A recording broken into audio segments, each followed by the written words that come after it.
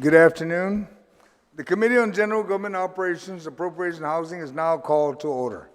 Today is Tuesday, August 4th, 2020, and the time now is 2:02. Notice for this public hearing were disseminated via email to all senators and all main media broadcasting outlets. First public notice was issued on Tuesday, July 28th, 2020, and the second notice was issued on Thursday, July 30th, 2020. The committee will hear and accept testimonies on Bill 362-35, LS, introduced by the author, Senator Sabina Flores-Perez, co-sponsored by Speaker Tina Rose Munoz-Barnes, Senator Kelly Marsh Taitano, Senator Clint E. Rigel, Senator Vice Speaker Tilino Cruz Nelson, and Senator Will Castro. An act to amend Article 3 of Chapter 51, Title 10, Guam Code Annotated, and amend Article 3 of Chapter 24, Division 4, Title 22, Guam Rules and Regulations relative to creating the Zero Waste Revolving Fund and promoting recycling and zero waste initiative, and shall be known as the Guam Zero Waste Act. I'd like to acknowledge the senators that have joined me, my colleagues that have joined me today for this public hearing. To my immediate left is the author of the bill, Senator Sabina Perez. To my immediate right is Senator Regine Bescoli. Down below, we have the minority leader, Senator Tello Taitigui, Senator Jim Moylan, and Senator Therese Terlahi. The conduct of this hearing shall be as follows. Those testifying on behalf of the bill will be recognized by myself. We have Mr. Hardy Vi, or is it V? We have Conchita Taitano, and we have Austin Shelton. Those written testimonies shall be submitted to the committee. Please provide my legislative staff with your written testimony for photocopying. Testimony may be read, and lengthy testimony should be summarized to about 5 minutes, unless you desire a little bit longer. All right? Preferably not, okay? So why don't we just keep it to the point, and then there's going to be questions. Testimony shall be confined to the substance. We're here to discuss Bill 362-35. Individuals will be allowed to present oral testimony. Once you're done, you are asked to remain in the room for questions and for additional testimony as may be desired by members of the committee. Proper form and decorum shall be practiced by all present in the public hearing room for these proceedings. Individuals who fail to maintain proper form and decorum may be restricted from providing oral testimony and or may be asked to leave from the room. When you speak, please make sure the microphone is on and that you speak into the microphone. Please state your name and your title for the record. We will now begin to discuss Bill 362-35, and I'd ask the author to please make her opening statement. Senator Perez. Thank you, Chairperson San Agustin, for holding today's hearing. I greatly appreciate your efforts in allowing this to happen. I just want to give some background of my history with zero waste. It was 15 years ago when ORDOT dump was going to be closed, and they were looking for a new landfill, a site for a landfill. And in thinking about, Guam has such a limited space, I felt that there has to be an ecological solution to just expanding our landfills, and that's where I came upon this idea of zero waste. And at that time, the idea was laughable. It's like, how can there be zero waste? And really what zero waste is an initiative to reduce the waste stream progressively, as we've seen in many municipalities throughout the United States. And so really what zero waste is about it's about expanding this idea of recycling to waste reduction. And so this bill, Bill 362-35, also known as the Guam Zero Waste Act, it proposes a comprehensive series of measures to promote recycling and the reduction of waste on Guam in a dual effort to protect our environment and diversify and boost our economy. I want to thank my co-sponsors on this bill, Speaker Munoz-Barnes, Senator Marsh Taitano, Senator Rigel, Vice Speaker Nelson, and Senator Castro. The Guam Zero Waste Act was drafted in close collaboration with the Guam Environmental Protection Agency and updates statutes creating the Recycling Revolving Fund. The bill recognizes that the global recycling industry has changed drastically in the 16 years since the RRF was established. Perhaps the greatest obstacle to recycling efforts in the past decade has been China's ban on importation of most forms of recyclable materials in 2017. Almost overnight, traditional recycling models around the world became financially unsustainable. The impact is also felt locally. recycling streams are now a financial burden to the Guam Solid Waste Authority, and the agency is on track to lose close to $2 million this year. Additionally, our island faces the most significant economic downturn in decades. Our traditional economic engines, particularly tourism, have ground to a halt. Businesses are closing and unemployment is rising as the world contends with a global pandemic unprecedented in living memory.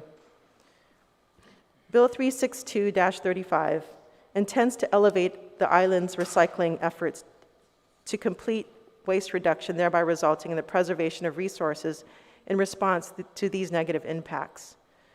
This bill integrates many of the work that the Zero Waste Guam Working Group has accomplished under Executive Order 2019-28 in updating the Guam Zero Waste Master Plan and the completion of other related plans such as the Compost Master Plan, the Food Resource Recovery Plan, the Greening Roadways Initiative, and the Recycling Enterprise Zone.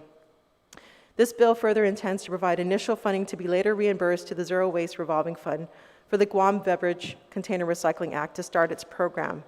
It also authorizes the Department of Public Works to act on behalf of the Mayor's Council in contracting private recycling companies to assist in the Mayor's island-wide cleanup program, inclusive of cleaning illegal dump sites. Other government programs that are poised to benefit from this proposed legislation includes disaster debris management and the Integrated Solid Waste Management Plan.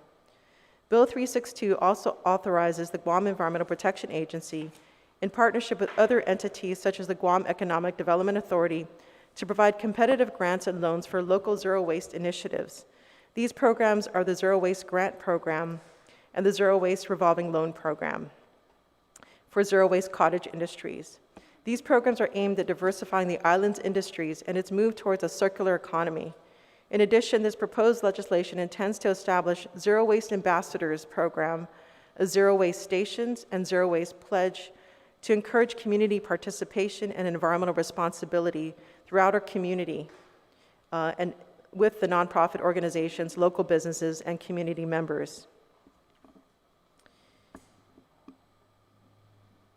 So part of this bill would, so the money that comes from this bill is basically received from the registration of vehicles, as the Recycling Revolving Fund does receive its funds. So Bill 362 intends to move the fee schedule in its entirety from Article 3 of Chapter 51, 10 GCA, into Chapter 24, Division 4, Title 22 of the Guam Administrative Rules and Regulations. The levy and collection of fees relative to the Zero Waste Revolving Fund is also proposed to be amended for the funds collected to be transmitted to the Administrator of Guam EPA instead of the Director of DPW.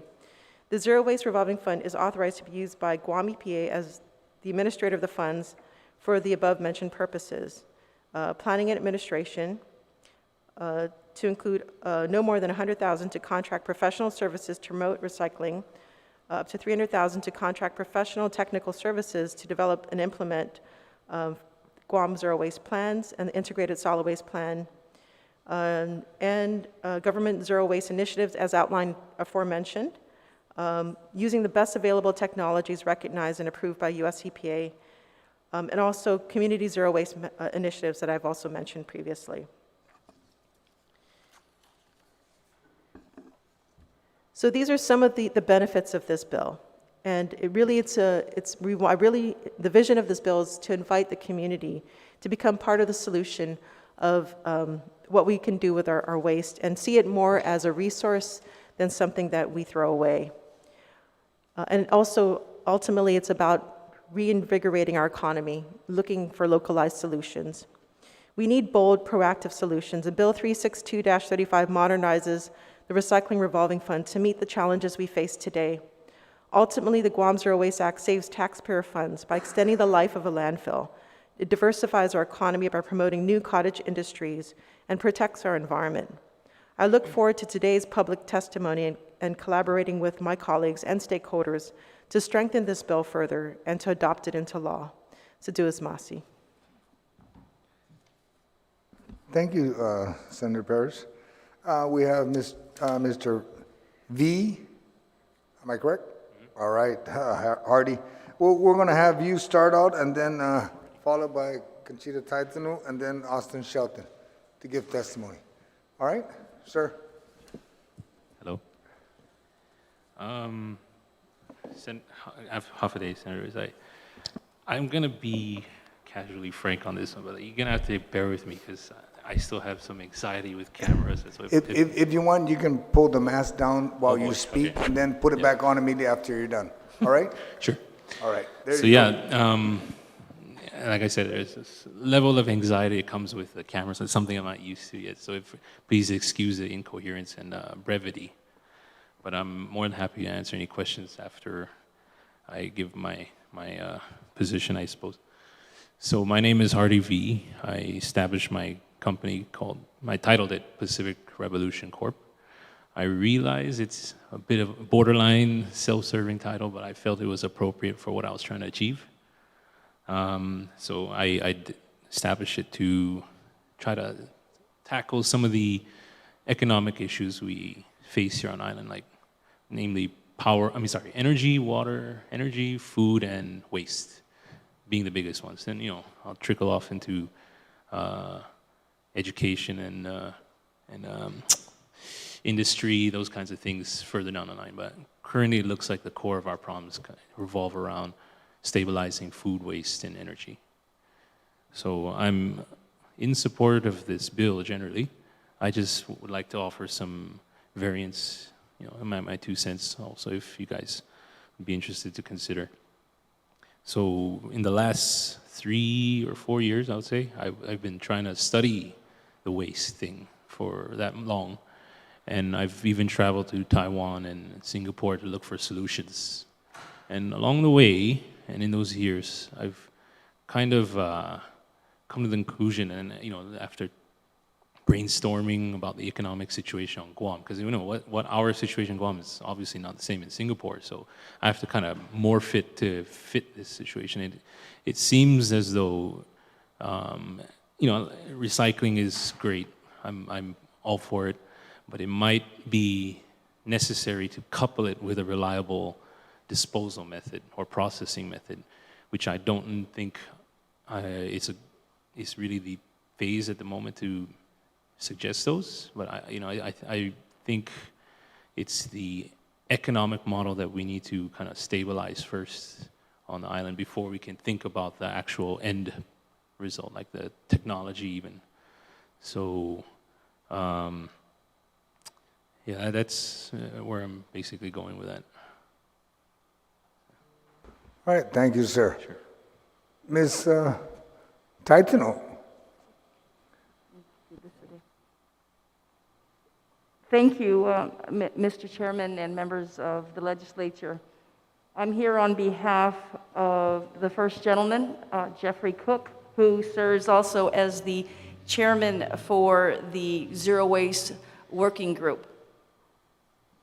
He's unable to make it today due to a conflict in schedule. A written testimony was submitted, and I will read some of the portions here. Half a day, Mr. Chairman, on behalf of the Guam Zero Waste Working Group, which was created through Executive Order 2019-28, thank you for this opportunity to submit written testimony in favor of Bill 362-35 LS.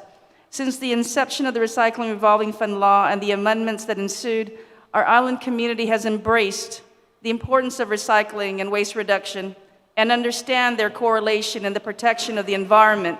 In fact, because of this rise in consciousness in our community, recycling is probably the one policy issue upon which we all agree.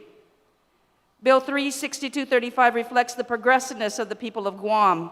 It embodies the modernization of the enabling legislation that will give rise to zero waste opportunities, to divert resources from the landfill, which will benefit our island in the following areas. I won't elaborate on all of them, but I will name them. And one area is on sustainability. The second one is on green economy, but I would like to elaborate on the third one, which is a zero waste community. The bill expands the opportunity of government agencies to incorporate zero waste in their operations, recognizes accomplishments, and fosters partnerships with the business community, and encourages innovation and supports cottage industries.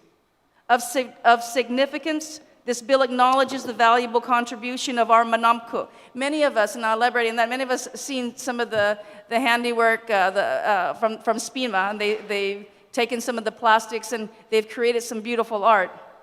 So aside from the Manamco, but also the bill acknowledges the valuable contribution of the disabled members of our island by prioritizing them in the zero waste grant and loan programs. Mr. Chairman, members of the Guam Legislature, on behalf of the Guam Zero Waste Working Group, I extend my sincerest dankulan nasizuus masi for this opportunity to participate in this public hearing and commend Senator Sabina Flores, Speaker Tina Muñoz Barnes, and Senators Kelly Marsh, Clint Rigel, Talina Nelson, and Will Castro for co-sponsoring this bill.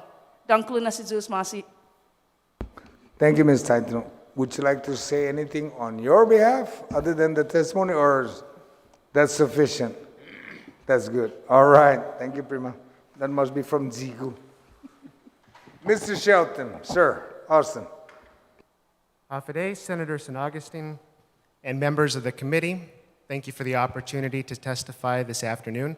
My name is Austin Shelton, and I currently serve as the director of the University of Guam Center for Island Sustainability and Sea Grant Programs.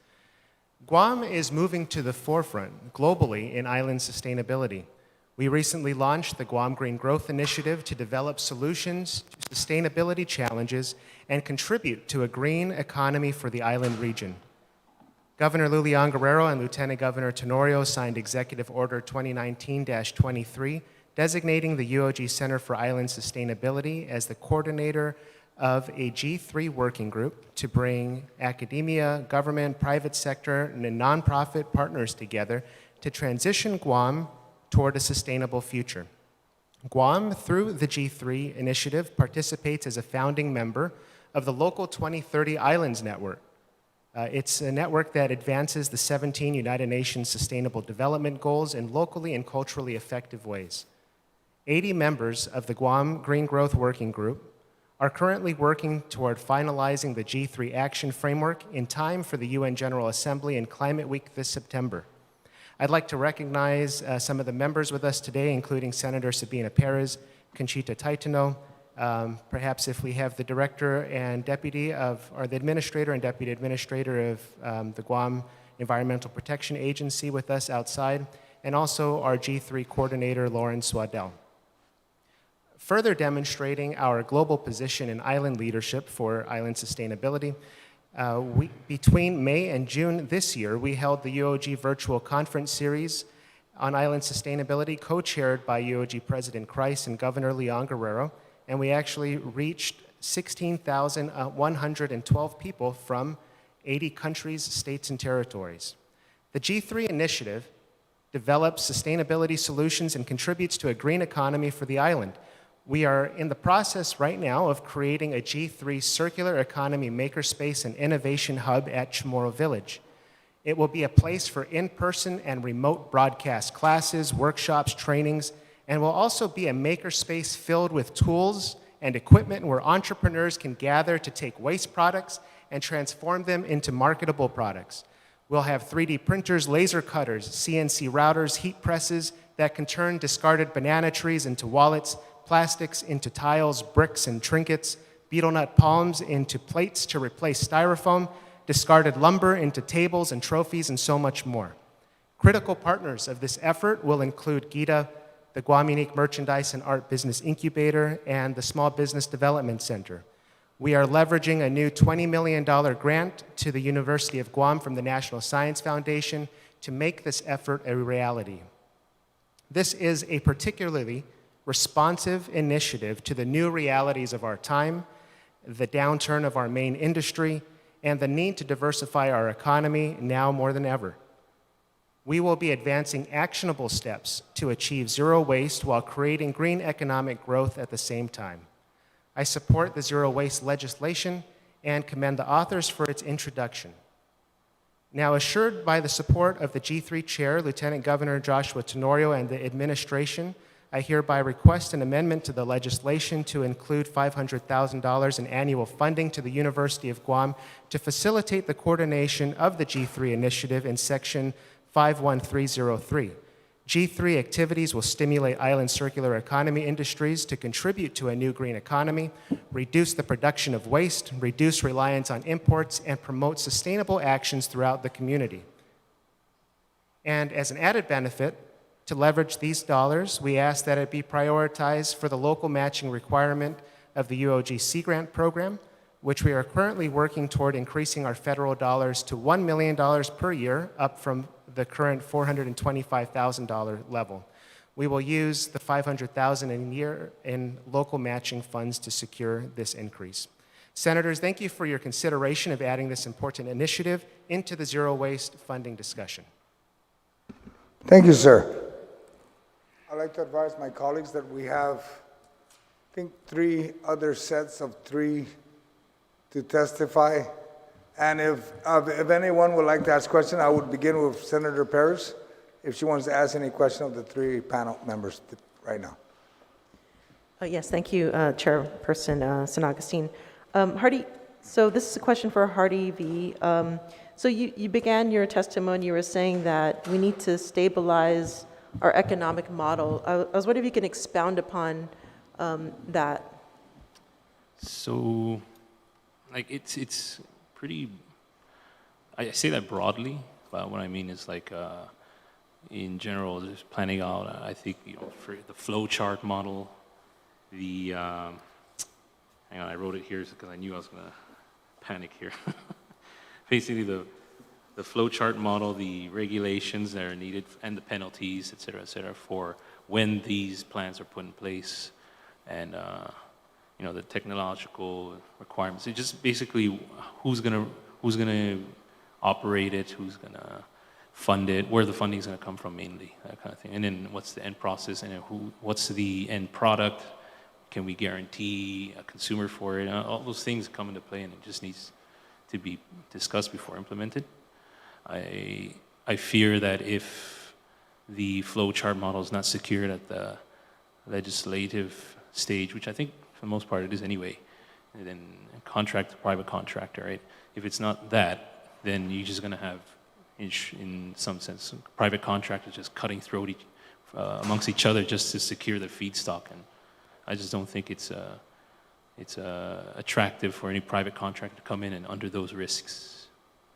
So if it's, with a public-private partnership, it's secured for the flow chart and the economics, it's easier to work with and find people who have solutions and the plans and know-how somewhere in the world to just come in and say, I can do this. Does that make sense? Yes, somewhat. So basically what you're saying is that there has to be some sort of prescribed, like scope of work, so to speak, Kind of, yeah. for contractors to actually participate? Or Yeah, are you looking more or more less. for a process? No, just like in the beginning of the planning stage. Like I said, I'm for recycling, but I'm not, after looking at what I've seen around the other places, I'm not convinced that it's exclusively beneficial for recycling to be on Guam, just because, first of all, people's behaviors, and then, at the end, excuse me, can you guarantee a consumer market? I don't know. You can definitely, I think it should be supplemental. I would go for sustainability first before renewability. A crude analogy is that right now, we're having a big problem with the waste already. So we're already bleeding. I'd say stop the bleeding first before you figure out how to heal. So the recycling for me is like the healing process to kind of make things much better at the end. But right now we gotta stabilize. Then we have time. We've bought time to think about all the recycling and the green energy stuff, because that stuff for sure is going to take. The recycling and the green energy is going to take at least a year or two, maybe even 3 or 4 to figure out. Especially when I've considered regions like Singapore already trying to do it for the last 10 years or so, and they still can't stabilize it. I think 100%. They've stabilized a good portion, but not 100%. Okay. So, Ms. Conchita Taitano, can you provide a response perhaps to some of the reservations that Mr. V had brought up regards to stabilizing, I guess, the recycling part of it before moving on to, my understanding it's the reduction process? Is that what your Oh, I'm sorry, comment? I missed the question. I thought you were asking her. Yeah, I was trying to understand the question. And maybe I'm a little slow, sir. So, No. so we could just, is it the process? Is it the process that's the issue? Because right now we're in a pandemic, so there's some difficulty. If Larry Gass were here, he'll tell you, some of the difficulties Yeah, he's definitely. running into. And it's not just Guam, it's the nation. Because we do keep a tab, we keep tabs on what's going on in the United States based on my work. Because I'm president of a national organization, those issues are reported to our organization Sure. regularly. So let's start off with business opportunities. So if you take a look at the bill, there are provisions in there that allow for a revolving loan to assist businesses, startup costs, to help in the startup costs. There's also a provision in there for grants for pilot projects. So is that an issue? Or am I completely just, Okay, yeah. Because when you talk about stabilization, you're thinking about, are you talking about infrastructure? Because there isn't, is it infrastructure? Is it outreach and education? Is it, I'm having a difficult time, and maybe somebody can help me. Yeah, so I think, maybe kind of make it more concrete. If it's in your testimony, we can provide something more concrete. If not, So, like, for example, I think currently, are we having trouble with, like, paying for the trash service? I think we're not generating enough trash to pay the landfill contractor. Is that correct? Sir, Yes. they asked the question, just answer it. We're not having a conversation here. We're asking you a question, just give an answer, and I'd ask the panel, please don't make it appear that you're talking to each other. All your response to be directed to the members, okay? Yes, sir. Senator Perez, go ahead and continue your question, and Mr. V, just answer the question. If you got the answer, you're good. If you don't have it, then you don't have it. Not ask a question with a question, okay? Okay. Thank you. So, like, I spoke to some of the mayors, and then it's, I've been told that not everybody's on a trash service, for example, right? Like, personally, I think it would benefit. Like, if anybody who has a water meter, for example, I think that was an idea floated. It didn't come from me. It was an idea floated around. If everybody with a water meter had a trash service, so that the people who are paying for trash service wouldn't need to pay $30 a month, roughly. It would be about $7 from one of the people I spoke to. So, the economics in there plays into the back of people's minds is like, if at the end I have to pay to throw away, it might be more attractive to them to just illegally dump it. I don't know, but I'm just speculating that's what's happening. Whereas if they were already paying for it in the beginning, they're already paying for it anyway, I'm just going to throw it in the trash. Then, I reduce the amount of illegal dumping. Also, we possibly increase funding for finding solutions to properly dispose of it, plus recycling. yeah, that's another bill that I'm working on. Oh, But okay. in regard to this particular bill, we're really trying to, the vision is to engage the community to become part of the solution in reducing the waste stream. So thank you. So a question for Austin, Dr. Shelton. So are you willing to provide perhaps the breakdown of what you would like to do with the $500,000 from the RRF? And I think what's really important, when we're using money from the fund, that there has to be some outcomes as far as reduction of waste. So are you prepared to kind of give an outline, maybe not at this time, but as part of your testimony to supplement the testimony today? I can for sure provide you with a list of activities and estimated costs for those. Yes, Senator. Okay. And as far as the outcomes, is reduction of waste stream, the waste stream itself? Yes, that's possible too, but there is a lot of innovation that goes into the whole effort.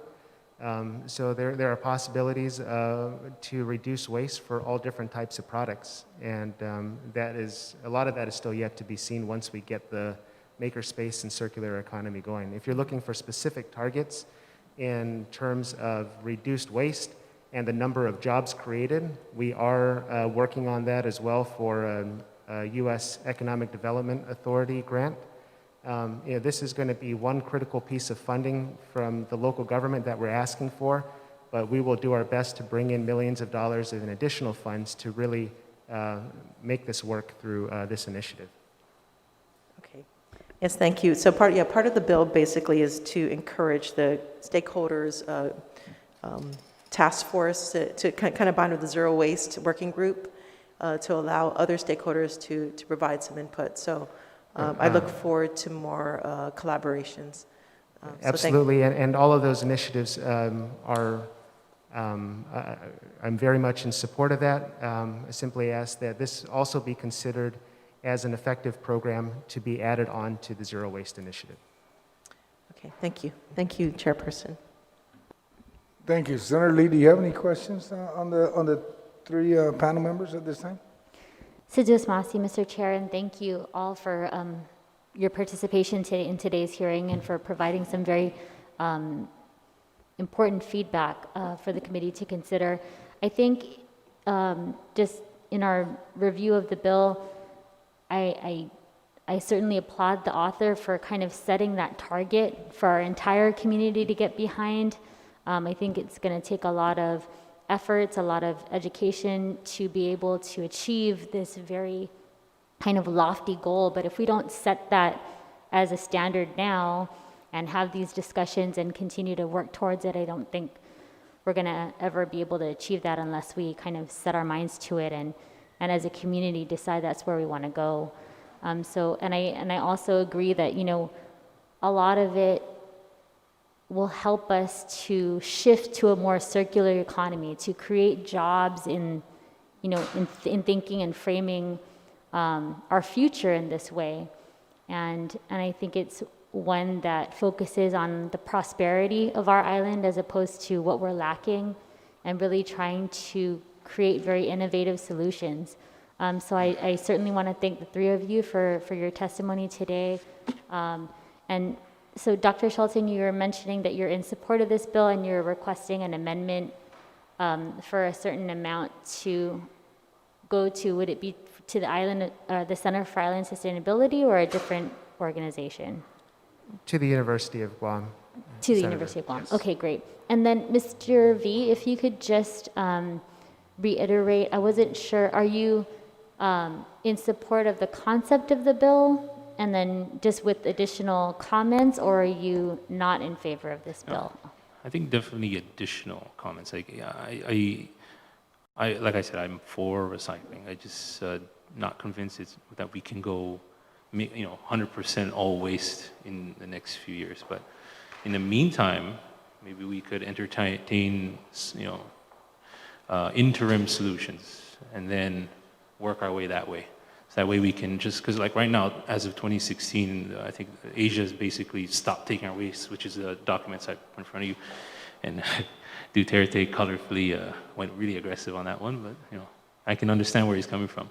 So what I've learned actually in that years, like I said, is that I didn't realize until then that we have, in the West, we've always thought we've been recycling when in reality it was all going to Asia.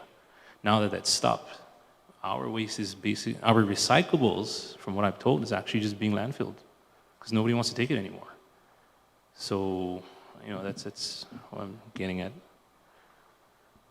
Thank you very much. Sorry about that. No, that's So fine. nervous. And I've I already want to forgotten the thank you, Mr. Chair. I know that we have a number of other folks slated to testify, and I do have some questions for the people that are coming up, but I really want to thank you all for your participation today and for providing testimony. Sidus Masi. Thank you. Thank you. Senator Tello, do you have any questions, ma'am? To the three that are seated at this point before we release them? Sure. Thank you, Mr. Chair, for the opportunity. And thank you, everyone, for being here to testify. The bill has a lot of things involved here. Many things, actually, and I appreciate the comments that you made. At this time, I've just taken your, do we have the testimony of Shelton? No, we haven't. No, ma'am, I have not printed it yet, but I will Okay. submit one. Greatly appreciate a copy of that, if we can give it to someone there. But no, other than that, Mr. Chair, I'll wait for EPA. Thank you. All right, thank you. Senator Moylan, do you have anything? Oh, and before I proceed, Senator Moylan, I'd like to recognize, we're also joined by our speaker, Senator Tina Muñoz-Barnes, speaker. Senator Moylan, do you have any questions? Thank you, Mr. Chairman. Thank you to the panel. My questions were asked already, but I appreciate the testimony. Thank you, Mr. Chairman. All right, thank you. Senator Therese, do you have any questions, ma'am? Yes, Mr. Chair. So, Conchita, you testified on behalf of the Guam Zero Waste Task Force Zero Waste Working Group. Working Group. Will Guam EPA be also testifying today, or? Yes. All right. Then, could you explain the practical impacts on the funds?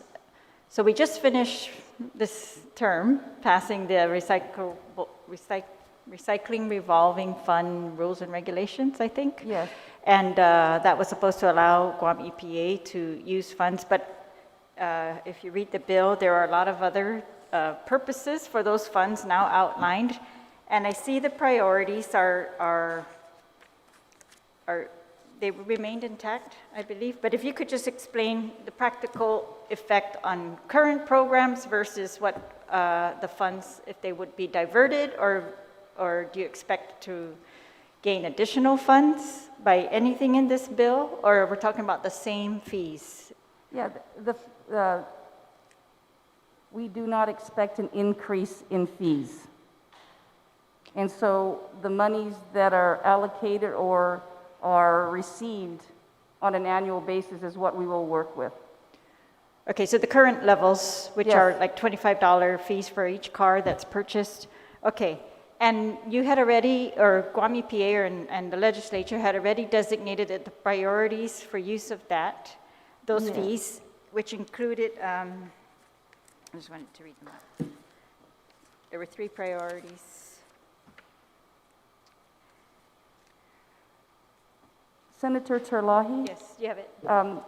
If we're working, to make comments on behalf of Guam EPA, I'm going to have to pull back because I'm here as the executive director for the Zero Waste Working Group and on behalf of the first gentleman. Yes. I think, it would be more appropriate to have my colleagues also here. I believe our ASO may be out there. I believe the administrators should be out there. I was the first group to come in, so I'm here, I'm sitting here right now on behalf of the Zero Waste Working Group. All right. Questions regarding Guam EPA, I would I don't know. participate. So, well, does the Zero Waste Working Group, did they work on like a scenario of how the money would flow Yes. and how these programs would be funded? Well, we actually have estimates already on some of the items. Let's say for the glass crushing to be used on roads, we have an estimate for that. We have an estimate for the design and construction of a biosolids compost facility. We also have a cost estimate for a food bank. There are actually a number. There's a list of them. Right. And so obviously the amount that it would require would exceed what is received by the government of Guam. So we would expect to leverage these funds, or rather work with the individual agencies and have them leverage their funds to come if they're going to get into capital improvement. Because Guam EPA is not going to do capital improvement. That falls within our regulatory purview. Am I being clear, or am I going off on a tangent? No, Please go stop ahead. me. Go ahead. This is what I want to hear. Okay, and so yes, we have those. We have the numbers, and I've rattled off just a few of them. There are more. There's at least 5 proposals with some numbers that we have, and that does not include the green stations for the mayors. I know that in working with DICID, there's an interest to fund or provide some funding towards the Vocational Rehabilitation Center. Yes. And I don't have that number either, but I know that that was an interest that was expressed to me earlier.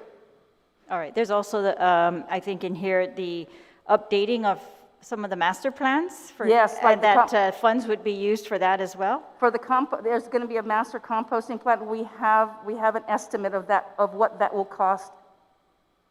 I guess, yeah, so I'm curious because do we have an excess in the fund right now that's not being detailed for use? And are we? To the best of my knowledge, for fiscal year 2020, the last I saw is there's 1.4 million. There are some funds that were placed in what they call the unallotted. I think that you've got what's allocated by the legislature, and if you look at the AS 400 on the far right-hand side, that's the stuff that carried over, the funds that were carried over the years. And the last I looked, based on my estimation, it should be around 5 million. 5 million? Total. The 1.4 plus that, the amount of money that is unallotted. But see, now you're having me talk about Guam EPA. Is that Guam EPA purview, you think? Okay, well, I'll ask them again. You're going to have to ask it. I just wanted to know always because stand- Zero I'll stand Waste, corrected. your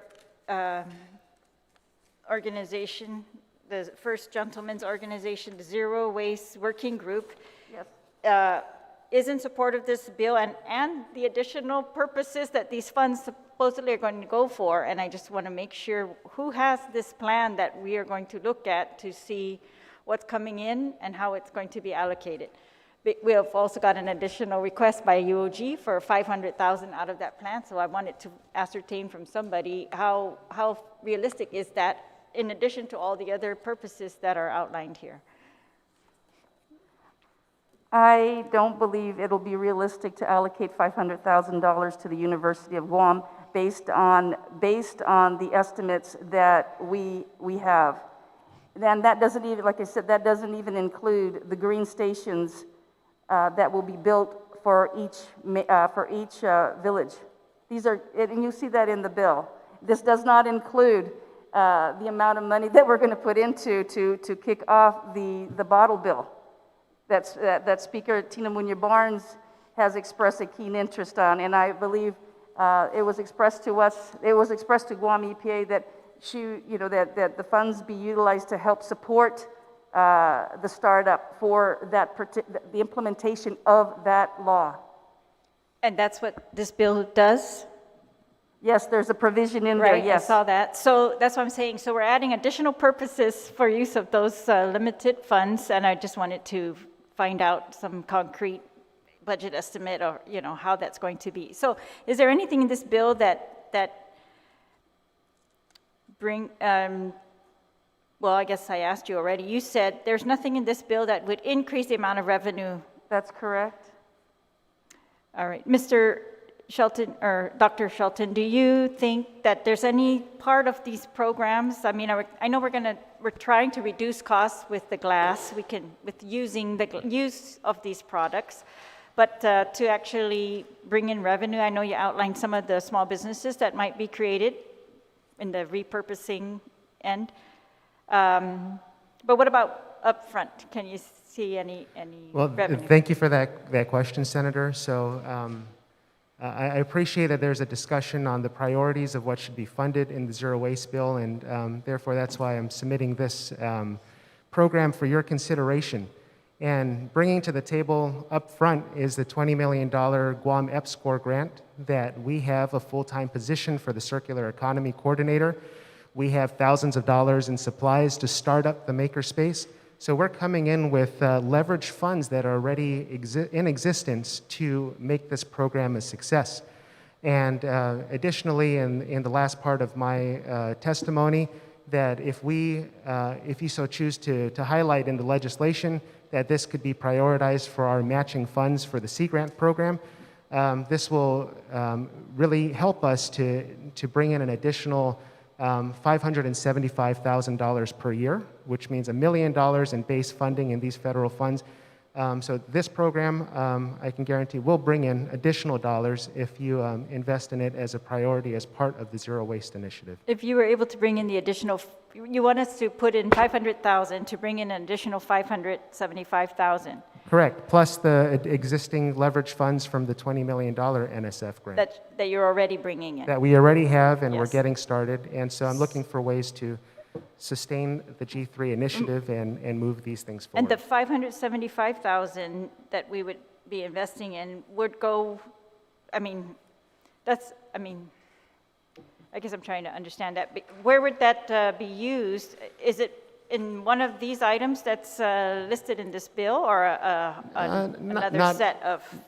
Not currently. This would be the, in support of the different initiative, G3, that has similar goals, but we're going at it from a different direction to stimulate the circular economy, to advance all 17 sustainable development goals, and really help establish Guam as a global leader in the sustainability movement. Okay.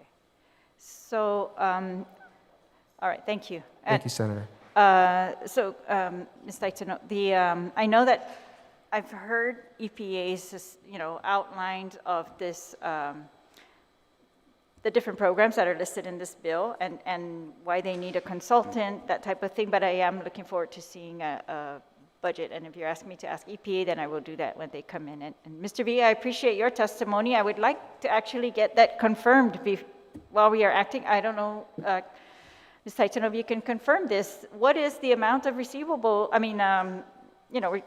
formerly recyclable materials that are that we're not able to dispose of? That was Mr. V's point, right? Is that as far as we know now, they're all being landfilled? And can you confirm or deny that? I don't have the exact numbers with me, but I can tell you about 26% of organic waste, which is primarily food waste, goes into the landfill. I can tell you that 10% of what goes into the landfill by weight is biosolids. I can tell you that about roughly about 26% is plastics. And we have a breakdown on the types of plastics. And we know which corporation is actually responsible for bringing in those plastics. So we've gotten into the granularity of not only how much and what type, but who. And this is a good segue for us for me to say that we're working with two companies, the Downer Group and Dow Chemical, in another demonstration project for the use of plastics on roads. So we're working with them. We're working with the Department of Public Works and the Office of the Lieutenant Governor. I'm not sure if the Solid Waste Department is coming in to testify today, but could you confirm or deny whether what we used to recycle, which is plastics and cans, are we still able to recycle those, or are they being landfilled right now? I think I will leave that to Mr. Gass to All right. confirm or deny. Is he here, Mr. Chair? Do you know? Mr. Gass, from the Guam Solid Waste Division? We have, Okay, then I'll hold that question. Thank you. And Mr. V, I do appreciate your concerns, and you're saying that these companies right now are not finding it, they're not able to support us in recycling because of the economics of it and our inability to ship possibly things off island. And I want to Currently, confirm that. All right. Yeah, and Appreciate it. just Thank- if may I supplement? Yes. Just to kind of, with the funding, it's out of my league. I'm just here to kind of tell you guys what I tell the Senate legislature, what I've heard from people around the world. So like the composting thing it's great. Yes, I like the fact that we can convert that to a fertilizer.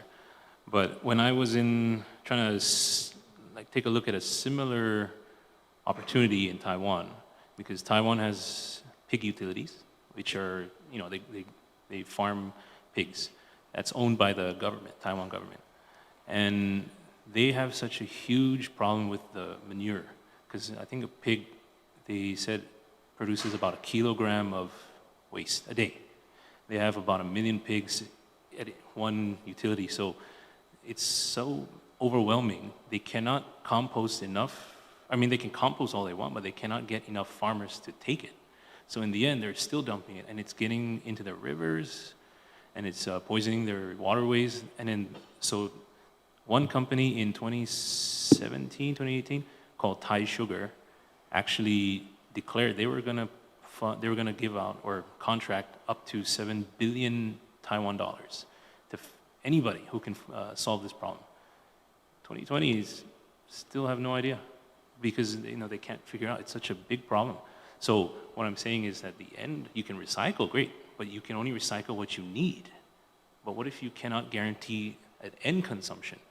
It's just going to become waste again. Now you've spent double money. I think, thank you. I appreciate the efforts that, I want to say, of course I support zero waste, and I support the efforts by Guam EPA that they have shown us to find those end uses or end purposes, yes. And of course, the G3 and UOG's other sustainable projects. So I think we're trying to do that, and I support our continued efforts to do this. So thank you. Thank you, Mr. Chair. Thank you. Madam Speaker, do you have any questions to the the panel members? Thank you, Mr. Chair. Again, I apologize for being tardy this afternoon. I want to note that when this bill was being introduced, the author of this legislation gave me the opportunity to be a part of the co-sponsorship, and I truly appreciate that. And at least for me, intentionally wanted to make sure that the purpose of this bill was to modernize our local statutes, improve recycling and costly cleanup and inefficient processes, and to establish a series of significant zero waste measures to boost and diversify our economy, and of course also to protect our environment as we look at making Guam cleaner, greener, healthy, and all that. And that was the same reason that I had introduced the Beverage Container Act a long time ago, and that was another opportunity where we could look at a new industry, look at more jobs, and again, using the same concept. I know that this proposed legislation will look at improving look at the Guam Zero Waste Master Plan. It would look at a compost master plan, an island-wide composting initiative, and a zero waste agriculture and aquaculture methodologies. And you can correct me if I'm wrong, and also look at the food resource recovery plan, and then the greening roadways initiatives. And again, the recycling enterprise zone that we've had a lot of piecemeals within the last 2 decades. In addition, the one that I was very, very keen in looking at was to fund the Guam Beverage Container Recycling Act that has not been implemented for over a decade, and the possibility of contracting a private recycling companies on behalf of the Mayor's Council of Guam in regards to the collection, storage, recycling, and disposal of materials. It also looked at the development of the sites that will collect debris and even do the compiling of data and looking at the different technologies that are out there, and then also look at an idea to purchase even new technology to look at supporting the integrated solid waste management to reduce materials going into our landfill, and then to look at the Zero Waste Ambassador program, and then the green waste. And we have all this that we were literally trying to bring together, consolidate, and work. And I know that the main funding source for this would be what we have in existence today, which is the individuals renewing their annual motor vehicle registration. And we know that right now that fee is assessed for cars and buses and trucks at $25 annually. And then for motorcycles, it was $3, and for trailers, it was $30 for that, and then any other heavy equipment. And that today brings in a certain amount. Do you know that amount right now today as it looks annually? I know it's in the special funds. I don't have it in front of me. I just wanted the listening audience to know that. The reason why I bring that up is, Mr. Chair, is because as we look at this Zero Waste Act and the support of moving this forward, I was looking at the opportunities of enhancing all the programs that it could do in this legislation so that we can have additional funding sources for this and to create opportunities where farmers and those who want to come into the business to be able, whether it be composting, whether it be the Beverage Container Act, whether it be just cleaning Guam in general together, that we would all come together on this effort. And I wanted to ask, I guess maybe it wouldn't be you, it would be your administrator, is what do we see existing today that has been the obstacle block or the obstacle in moving forward in these proposals that we've piecemealed over the last at least several terms? I can tell you that, and it goes back to why the recycling revolving fund rules and regulations look the way they do, because it all stems back to what does the enabling legislation allows. So you have to, it's very prescriptive. The recycling revolving fund law is very prescriptive as to what it can be used for. So to develop the regulations, we follow what the statute says. So in this bill, it expands the 10 GCA Chapter 51 Article 3 to allow for these other items. And I believe that is the reason why we were not able to use these funds for all these other areas. Okay. Thank you, Conchita, for that. Mr. Chair, as I continue to look in supporting the efforts of this legislation moving forward, I know that the requests from other government entities, and more importantly, even working closely with our mayors, I know that based on what is existing in statute today, gives the opportunity for the mayors to clear metallic debris that's out there in the contracts that they have, and yet that may have been something that may have been escaped from this legislation that we may need to revisit. So I just want to make sure that we include the community as a whole to make sure that when these programs get implemented that we want to see happen, and our warriors that are out there that continue to keep Guam clean, to try to keep Guam clean, that there is an opportunity for them to support the measures here, but that the resources will be for all those designated programs and not just give an empty mandate again, because it is the legislature that creates the policy, but if the executive branch cannot or says they don't have the necessary tools to implement, then again, we have another unfunded mandate, and that's what worries me. I understand the good doctor from UOG is talking about leveraging an opportunity to get resources from here, to get additional grants to add on to what's happening now, and maybe there could be a collaboration, but even as we look at what we're hoping to enhance here, we've got to, if there's anything else that needs to be added, we need to include it, but even just as far as the Beverage Container Recycling Act, it still is not implemented, Mr. Chair, and I truly want to see it in my lifetime that this comes to full fruition. So I will continue to listen to all the other folks that want to present testimony, Mr. Chair, and I hope to work with the author of the legislation to make sure that we're inclusive of everybody who supports and wants to be able to try and support this measure moving forward. Thank you, Madam Speaker. Hopefully soon. Senator Lee, do you have a follow-up question for Dr. Shelton? I do, Mr. Chair, and thank you again for the opportunity.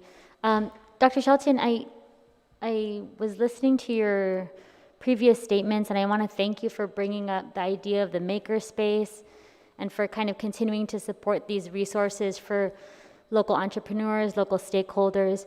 I think that these are resources that I think Mr. V had mentioned, and I've seen them at work in places in the US, at places in the Asia Pacific region. Do you think that we have the local bandwidth to really make these investments in our community. Maybe if you could speak to kind of the return on investment that we make, and if we were to place some of these local dollars in the hands of UOG, like how do you see that multiplying those efforts? And thank you for that question, Senator. I think at this time the potential is pretty endless.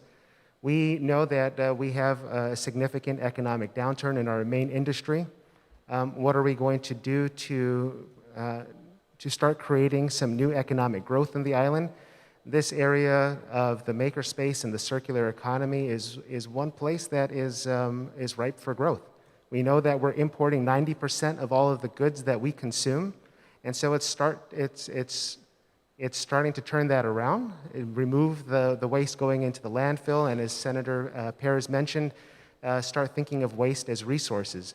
So if we can have the innovation hub and the makerspace where our local people, local entrepreneurs can gather and start to create things and be partnering with GITA and the Guma Business Incubator and SBDC, where all the entrepreneurs will have the necessary business tools, I think that this will be some serious economic growth from a grassroots level with new entrepreneurs and also existing business owners who are very interested in shifting to circular practices. Thank you very much. Thanks, Mr. Chair. Thank you, Senator Lee. Thank you, Mr. V, Ms. Taitano, and Dr. Shelton. Thank you for your time and your testimony. You are now released, dismissed. Have a nice day. And we'll have the next panel that will come in, and we'll have the area sanitized first, my colleagues. We have Michelle Viccolo, Kyle Dahlich, and Walter Guerrero will be coming in. You just give it a standby first, and we'll have the place sanitized. We'll give it a couple of minutes, maybe so when they wipe it down and let it dry a little bit. A few minutes, 5 minutes. Thank you.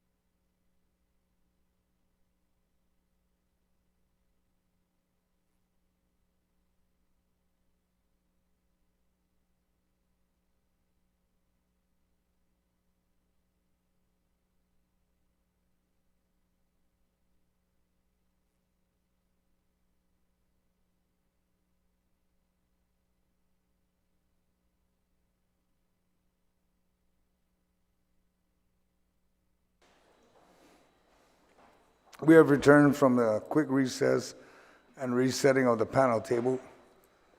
I'd like to recognize Michelle Viccolo, right? Okay, and Kyle Dahlich. We have Walter Guerrero, we have Mr. Andrew Gale, and we have Paul Tobiason. We will begin with Michelle, and then Kyle, and then we'll release you. Unless there's any quick questions, then the other three will stay and give their testimony, and we'll move from there. Michelle? Hello. I'm sorry.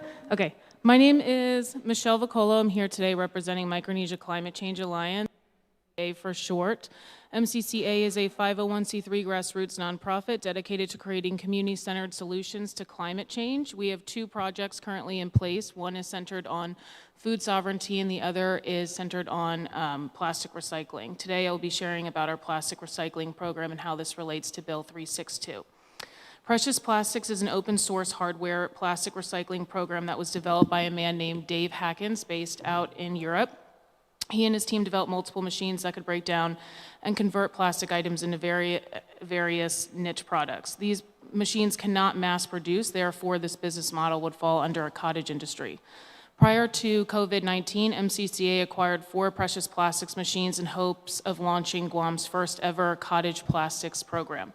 MCCA's Precious Plastics machines use plastic number 2, which is typically laundry detergent, shampoo bottles, and number 5, which is food containers, bottle caps, etc. We worked on our machines for 2 months, allowing people in the community to drop off their plastic at our office located in the Harmon Industrial Complex. During this time, we estimate to have recycled at least 100 pounds of plastic, if not more, before we were informed by the EPA that we need several permits: a storage, collection, and processing permits. Each of these permits range around $200 to $500, which doesn't sound like much, but when you are a small nonprofit who operates off limited funds just bouncing back from COVID-19, this is a lot of money for us.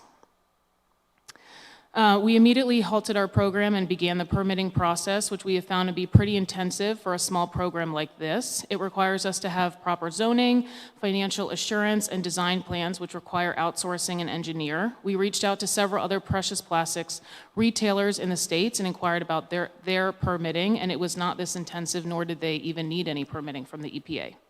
Our Precious Plastics program was never meant to be a lucrative adventure. It was solely meant to be used for educational purposes in addition to research and development.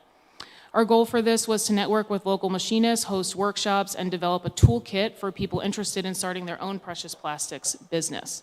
The toolkit would be made widely accessible on our website for someone to download, and it would offer a step-by-step guide on how to start your own cottage plastic recycling business. We do not see us being able to make a lot of headway with this, with the current permits set in place, and with 30,000 people unemployed, the need for workforce development could not be more critical. This is a program that could not only employ people, but also tackle some of our waste crisis, which is hitting a crisis point, not just on Guam, but worldwide. On page 3, section 18, it states a zero waste revolving loan program implemented in partnership with GITA will provide low interest and no interest loans to local businesses and nonprofits seeking to develop zero waste cottage industries. While MCCA is extremely supportive of this, there are a few things to consider, such as the current permits set in place and how this could hinder any sort of innovation and growth within cottage industries, such as precious plastics. And finally, MCCA is willing to help out in any way that we can and be a part of any zero waste initiatives moving forward. And overall, we are, but just wanted to highlight our concerns. Thank you for having me today. Thank you, Michelle. Kyle?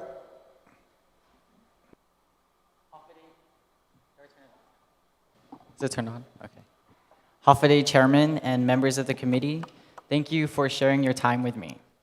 Guam has an abusive relationship with waste, and I want our community to stop volunteering in cleanups and make waste management one of our top 3 issues this election.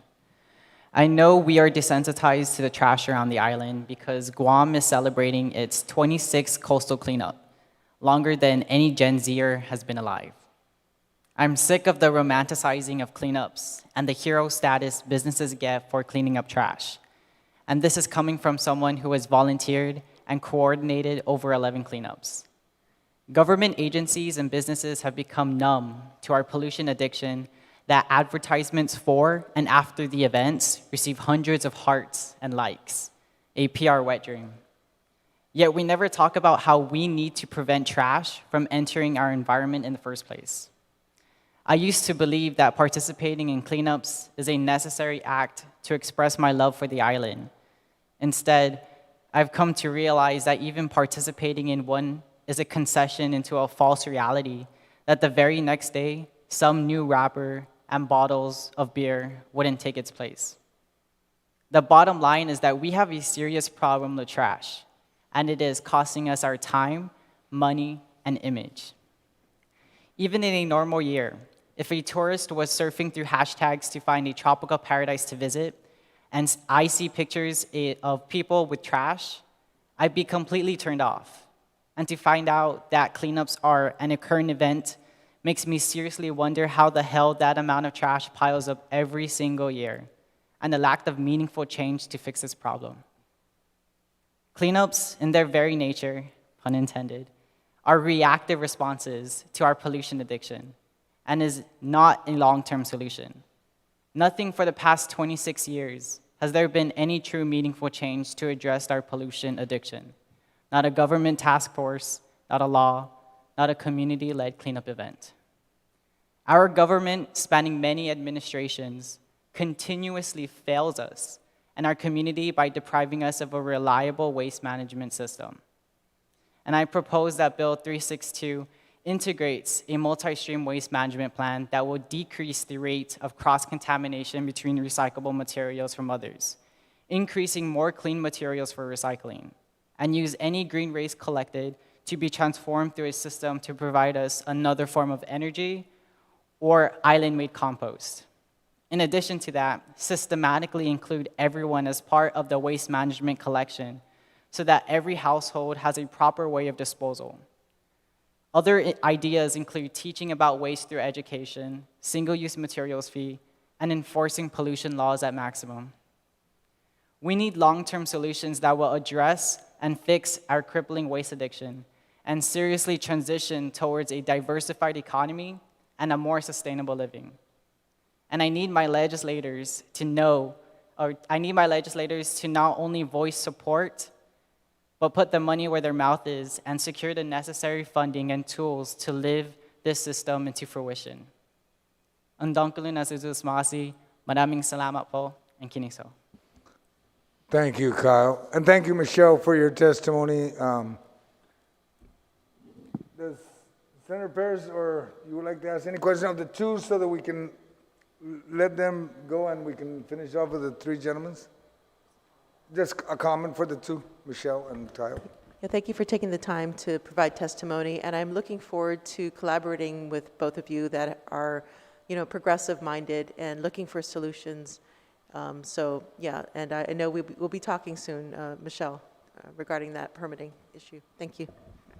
Thank you. Senator Lee, do you have any comments you want to make to the? Thank you very much, Michelle. Thank you again, Kyle. It's good to see you again for the third time testifying on a bill today before us. I appreciate it. So thank you very much for lending your support to this measure and participating in this process. Thank you both. Senator Tello? Thank you too as well for being here today. And if you can, please email us your testimonies today. It'd be very helpful so we can have it on file and look at it again. Thank you. Sure. Senator Therese, do you have any comments, ma'am? Just to say thank you. Suzus Masi. Madam Speaker, do you have anything for the two? Thank you, Mr. Chair.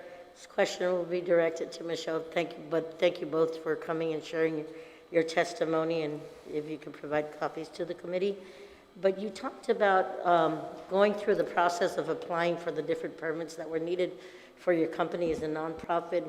Was there ever a mention about, because you're a nonprofit, that some of those fees could be extended or? No, there was no mention of that. I have spoken with Glenn briefly, and that was never mentioned. No. So right now, your company you haven't been able to get a license to do? We're in the process of getting the permitting. We had to outsource an engineer to do design plans for us. So we haven't submitted the paperwork yet. But if we go ahead and move forward with it, it'll cost us upwards of $1,000 to get the permitting. Mr. Chair, I just want to know for the record, I think it's nonprofit organizations like this where the government should be able to at least assist, and as they look at cleaning our island, I think that there should be life rates or something to that effect that could support the nonprofit organizations as we do in other programs that we have within the government. So that's just something to look at. Thank you, Mr. Chair. Thank you. Thank you, Michelle, and thank you, Kyle. Great testimony. You may leave now. Thank you. And then we'll have now the three gentlemen. We will begin with Walter, then followed by Mr. Gale, and then Mr. Tobiason. All right? Walter Guerrero, sir. Hello. Thank you. Thank you, Senator, Speaker.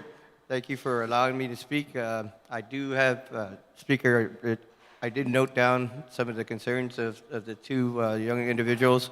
I will check into if we have the capability to assist nonprofits at that small scale.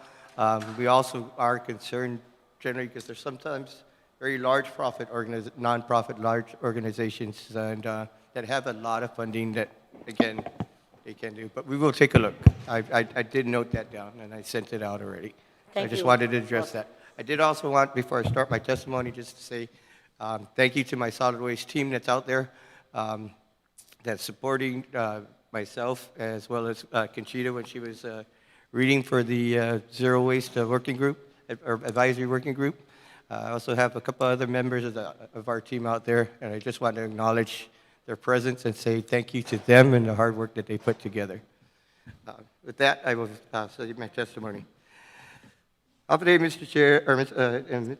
Chair and members of the 35th Guam Legislature, Guam EPA supports initiatives contained in Bill 362. In fact, nearly every initiative in the bill was considered in our original efforts in late 2018. That led to the eventual promulgation of the rules and regulations by our agency, a long overdue milestone in Guam Public Law 35-37 was achieved as a result of collective efforts and the support of the Guerrero Tenorio Administration, our committee chair, and every member of the Guam 35th Guam Legislature. Since the passage of Guam Public Law 35-37 in 2019, the agency has been able to successfully execute crucial parts of our mission by providing funding support for the Mayor's Island-wide Environmental Cleanup Program and the Recycling Industry Economic Stimulus Program through board-approved resolutions in the amounts of $900,000 and $500,000 respectively for fiscal year 21. We are pleased to see that funding for a grant program, the revolving loan program, integrated solid waste management plan, disaster debris management, and the Guam Beverage Container Recycling Act is now a step closer to being realized. These initiatives were omitted from the version that went through administrative education because we lack the statutory authority to execute them. Bill 362 appears to provide us with that authority now. We are pleased to be working with the first gentleman in the Zero Waste Group, Guam Working Group, as well as the other partnering agencies to ensure tangible results and returns on investment in composting, zero waste community projects, and waste characterization, and to ensure fiduciary responsibility so that the funds are used to their intended purposes. To reiterate, we fully support the measure and humbly suggest that any questions or technicalities be addressed. We remain committed to continue working with the committee. I want to thank you for the opportunity to provide testimony today. We look forward to addressing any of your inquiries. So that's kind of my written one. I'm going to speak a little bit freely about what I really feel beyond that. As you guys know, this is a very well-funded account that gets roughly anywhere from $2 million to almost $3 million a year. And it's a constant battle by me and my team that we have to fight to keep this money in-house. I trust this legislature will make the proper decisions, but I implore you to say, please help us, because the more we fight about where this money goes, it's the less work we can do out in public. And to me, that's a waste of time and effort on my team. I'm sure there's a lot of special projects and ideas out there. Let's do this right for Guam. That's my ask, my plea to you guys, because to set up for this, to set up for all the other things, again, we are exerting way too much energy to try to figure this out, and instead of being, the young gentleman said we're being reactionary. Yes, this will give us a chance to jump ahead, though I do have to disagree with him that, yes, cleanups are needed, because we got to clean up the mess that's already there. But again, what I ask, because you guys are so smart, as good senators you are, please make decisions so that, again, we don't have to keep fighting every year for this. I asked this in the first round, and I'm asking again. If you guys use your wisdom and your authority, we will follow with what you guys decide, because that's our mission, and we will do our mission to utmost efficiency that we can. But please decide sooner so we don't have to keep coming back and trying to fight for the money or the funding that is available. With that, I will close and say thank you very much for listening. I look forward to listening to the other two gentlemen to my left to hear what their requests are going to be. Thank you. Thank you, sir. Mr. Gale, sir?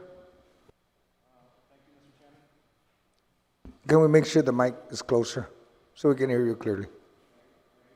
Oh. Mika, can you check to make sure that's on? If you want to write this down, you can take this one.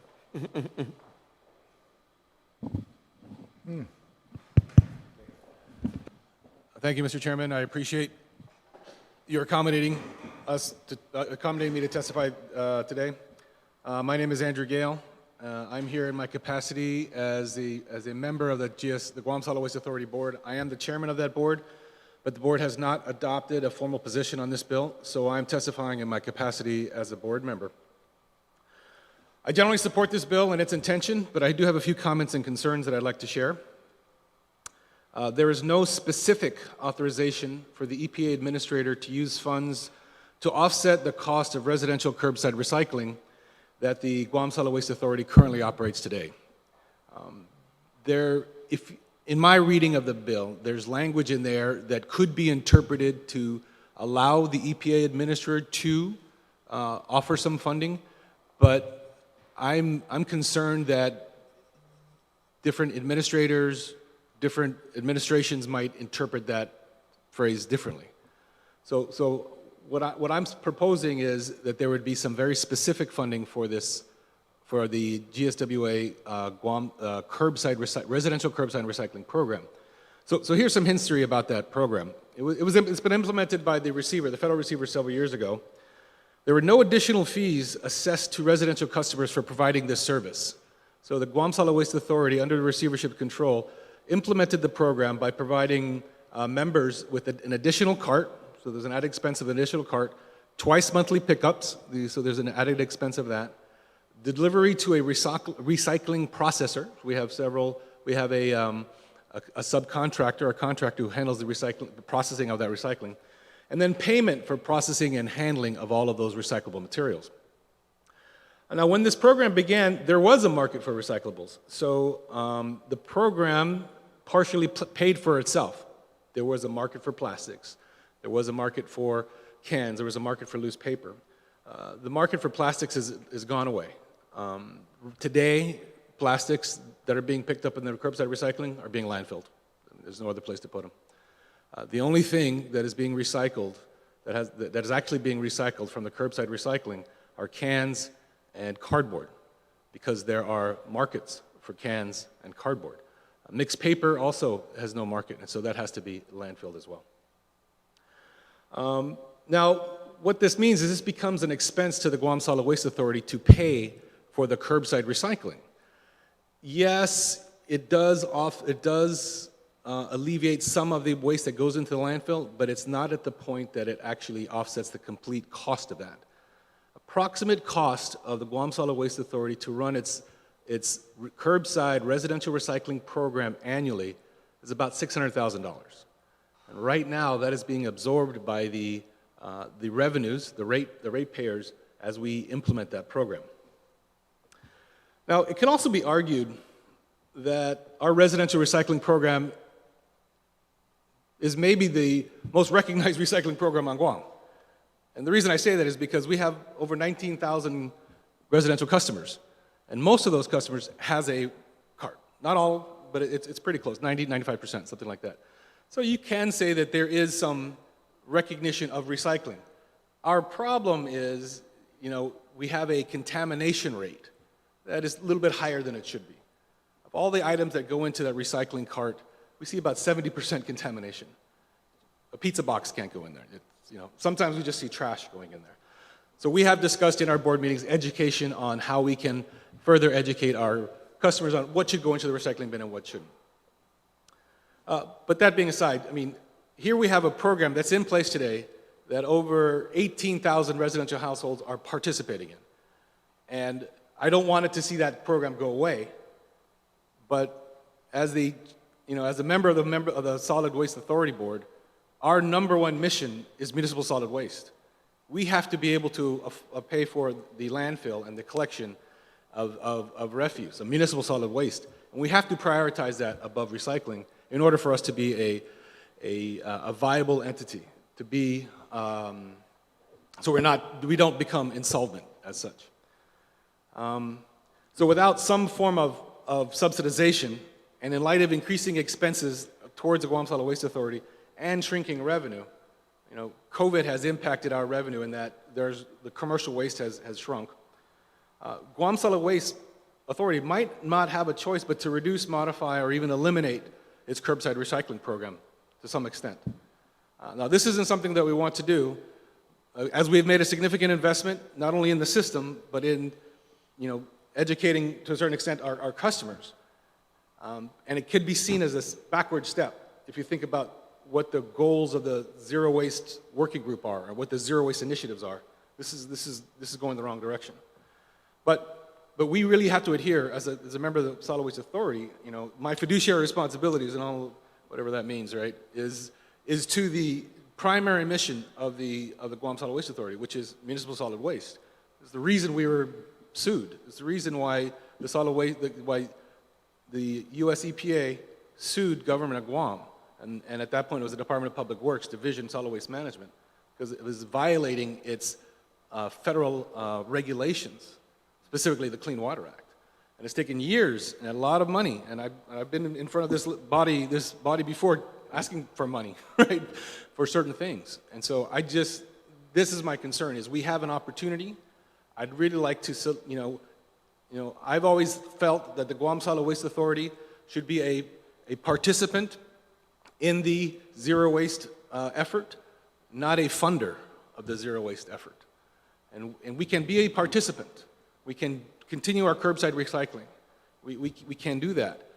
But without some form of subsidy, without some form of payment, which, is it a rate increase to our customers? Is it some other form?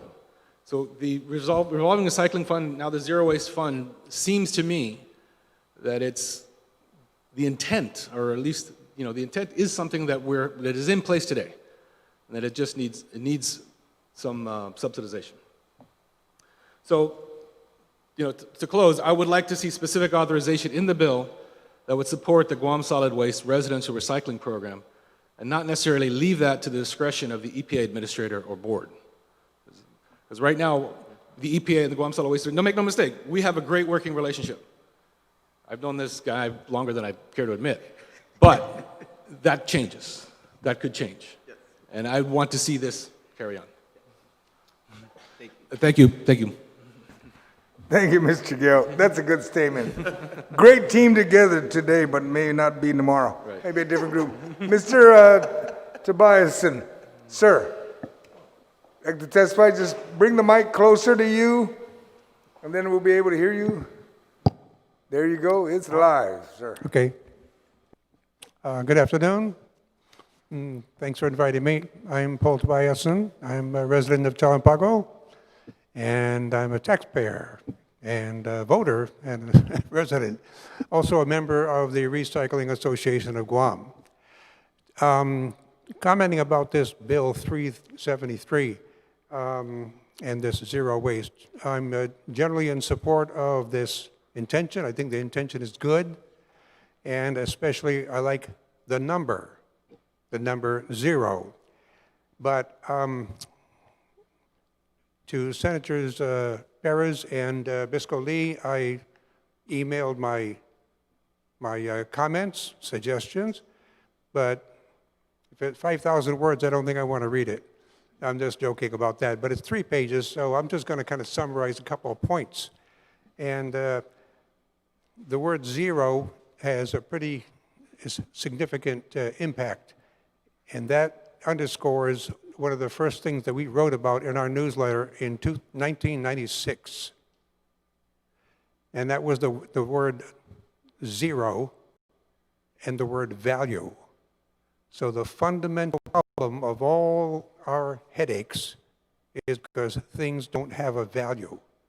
The beer can on the side of the road has no value, so nobody wants to pick it up. But if that thing was worth $1, it would disappear. It would go back to the recycling company. And the other point I wanted to make was this. Out in front, you have one expert, Bob Perrone with Guahan Recycling. So he's the expert, and Pyramid is the expert. Global Recycling is an expert. So in this bill, I would suggest that you employ the experts that are already here. They're already in the business. They know how things work. And one very important concept, earlier this afternoon, somebody mentioned plastics. And we used to be able to collect them and ship them out. Now we cannot. Well, the answer is very simple. Zero value. The company that was taking them was Pyramid Recycling in Harmon. They can't do it anymore because the value is so low, and it's kind of unfair to expect them to pay for the transportation cost. So I asked them this question.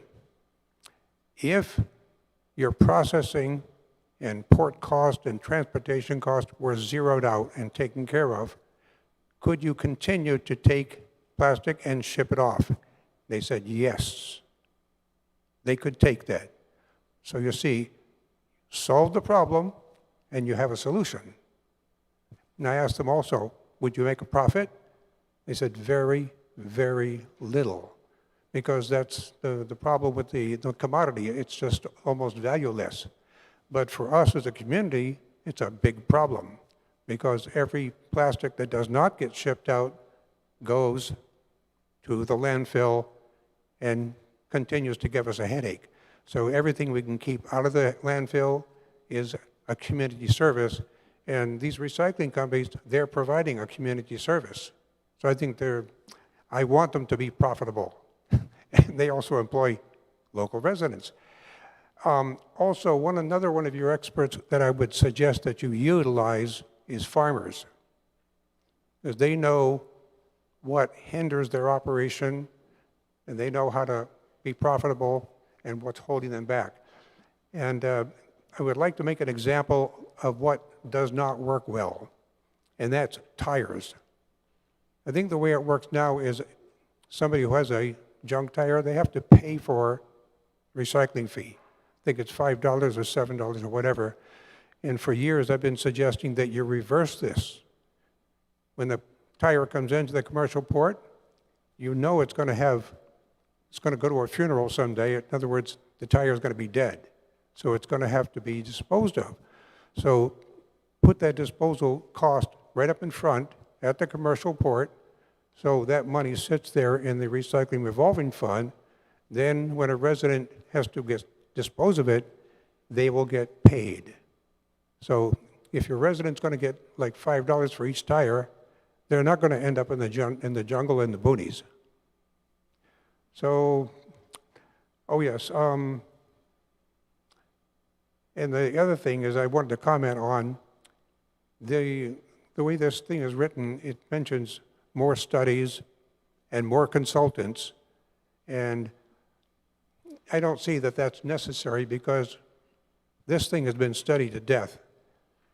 And I'd like to remind everybody that in February of 2012, there was a zero waste conference, I think which cost the taxpayer $1 million. So I think I would suggest that you dig up all those papers and those studies and utilize them. At that meeting, I made a comment, the Recycling Association made a comment. The smoking gun will always be found in the dumpster. So my meaning is that if the director, the agency director, looks into the dumpster, he will see the problem.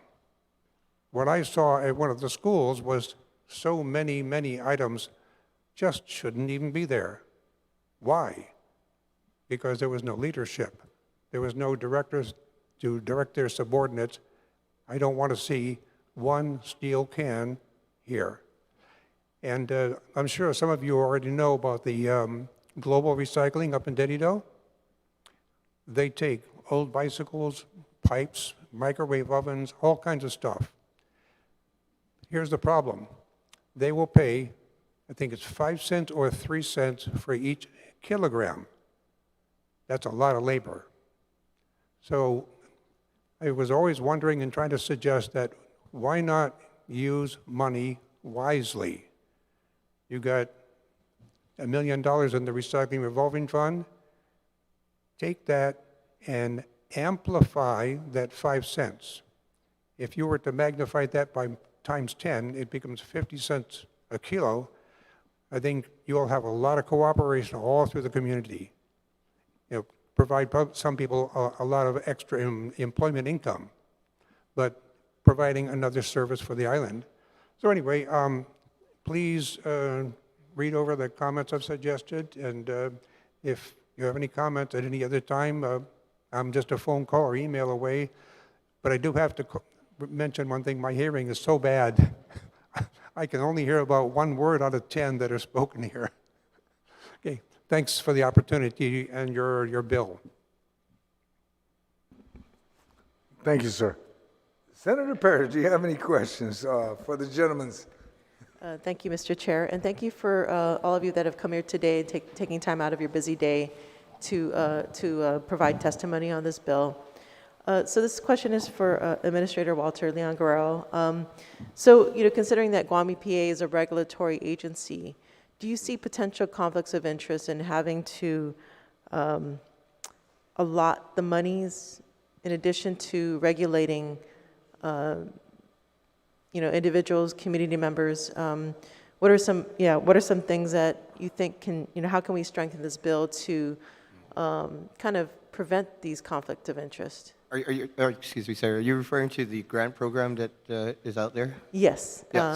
So again, the initial thought was that we would handle that, and we had concerns internally, and discussions were made. And so we looked at this whole structure of the government of Guam, and realizing that GITA already has a statutory authority to issue loans and grants. We thought that's a good way to take our if this is passed, we would work with them to try to see how they could do it. And that way they would be managing the grants, potentially managing the grants, and we can still be the regulatory oversight. Even though the money is coming from us, it's not our choice of the grants. We may be part of it, but again, it would be something that possibly GITA would take over, because they do have the statutory authority where we didn't in the first place.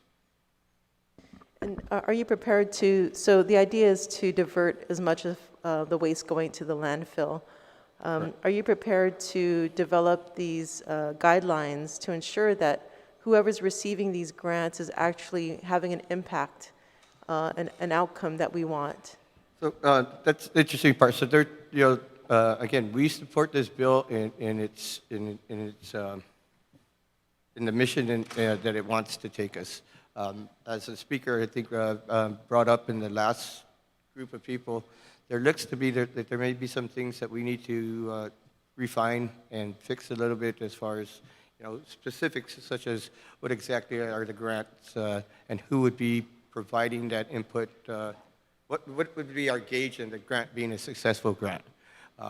as well as other little things that basically it says, if we do this, what's our success? How do we rate success? So those are things that we would still like to be able to engage, with you and have this maybe discussed on the floor with your fellow senators. Again, there is a numerous amount of things that can be lobbied for. Mr. Gale put in a very good request. I would like to support that, but then we don't have that in the original draft. But in the sense that Guam Solid Waste Authority isn't named initially as a receiver of the money, he's correct. They are the largest company that does recycling or is able to do recycling. Even though recycling is the world's economy has come to a halt almost. Mr. Tobiason talked about, doing the stimulus program. We do have that available. We've had some issues about what the stimulus program, if we were to enact it, is someone kind of, quote unquote, double dipping into it because, we're already paying they're getting money already for the recycling efforts that they're doing. They're charging customers. So are we going to also augment that? So there's a lot of things that we think we could just fine tune with the help of the assistance of the legislature prior to this bill, if it ever does get passed, which I really hope it does, to refine it to answer those type of questions, Senator. Yeah, thank you. One of the things I would really like to see actually is the integrated solid waste plan, and I really feel that Guam Solid Waste Authority is a key component in zero waste. And yeah, I think I would like to definitely follow up that conversation of how can we, we need to work together basically to assure that we continue the recycling program and that it's not going to the landfill. I mean, that's the whole point is reducing what's going into our landfill as much as possible. So I think, or at least the intent of this bill is in a safe way. So yeah, that's something I would like to follow up with both of you. If we can probably work on amending some of this, or at least, because they are going to provide, they're an important component of success for waste diversion. I agree. And again, Senator, if you don't mind, I mean, there's a plethora of things that could be done. We would like to just target some and again, this is where I pleaded with you during my testimony. I trust your smarts and how you think this could be best serving to the island of Guam, and we will execute that the plan that you guys approve to the fullest and to the most efficient way possible. Thank you.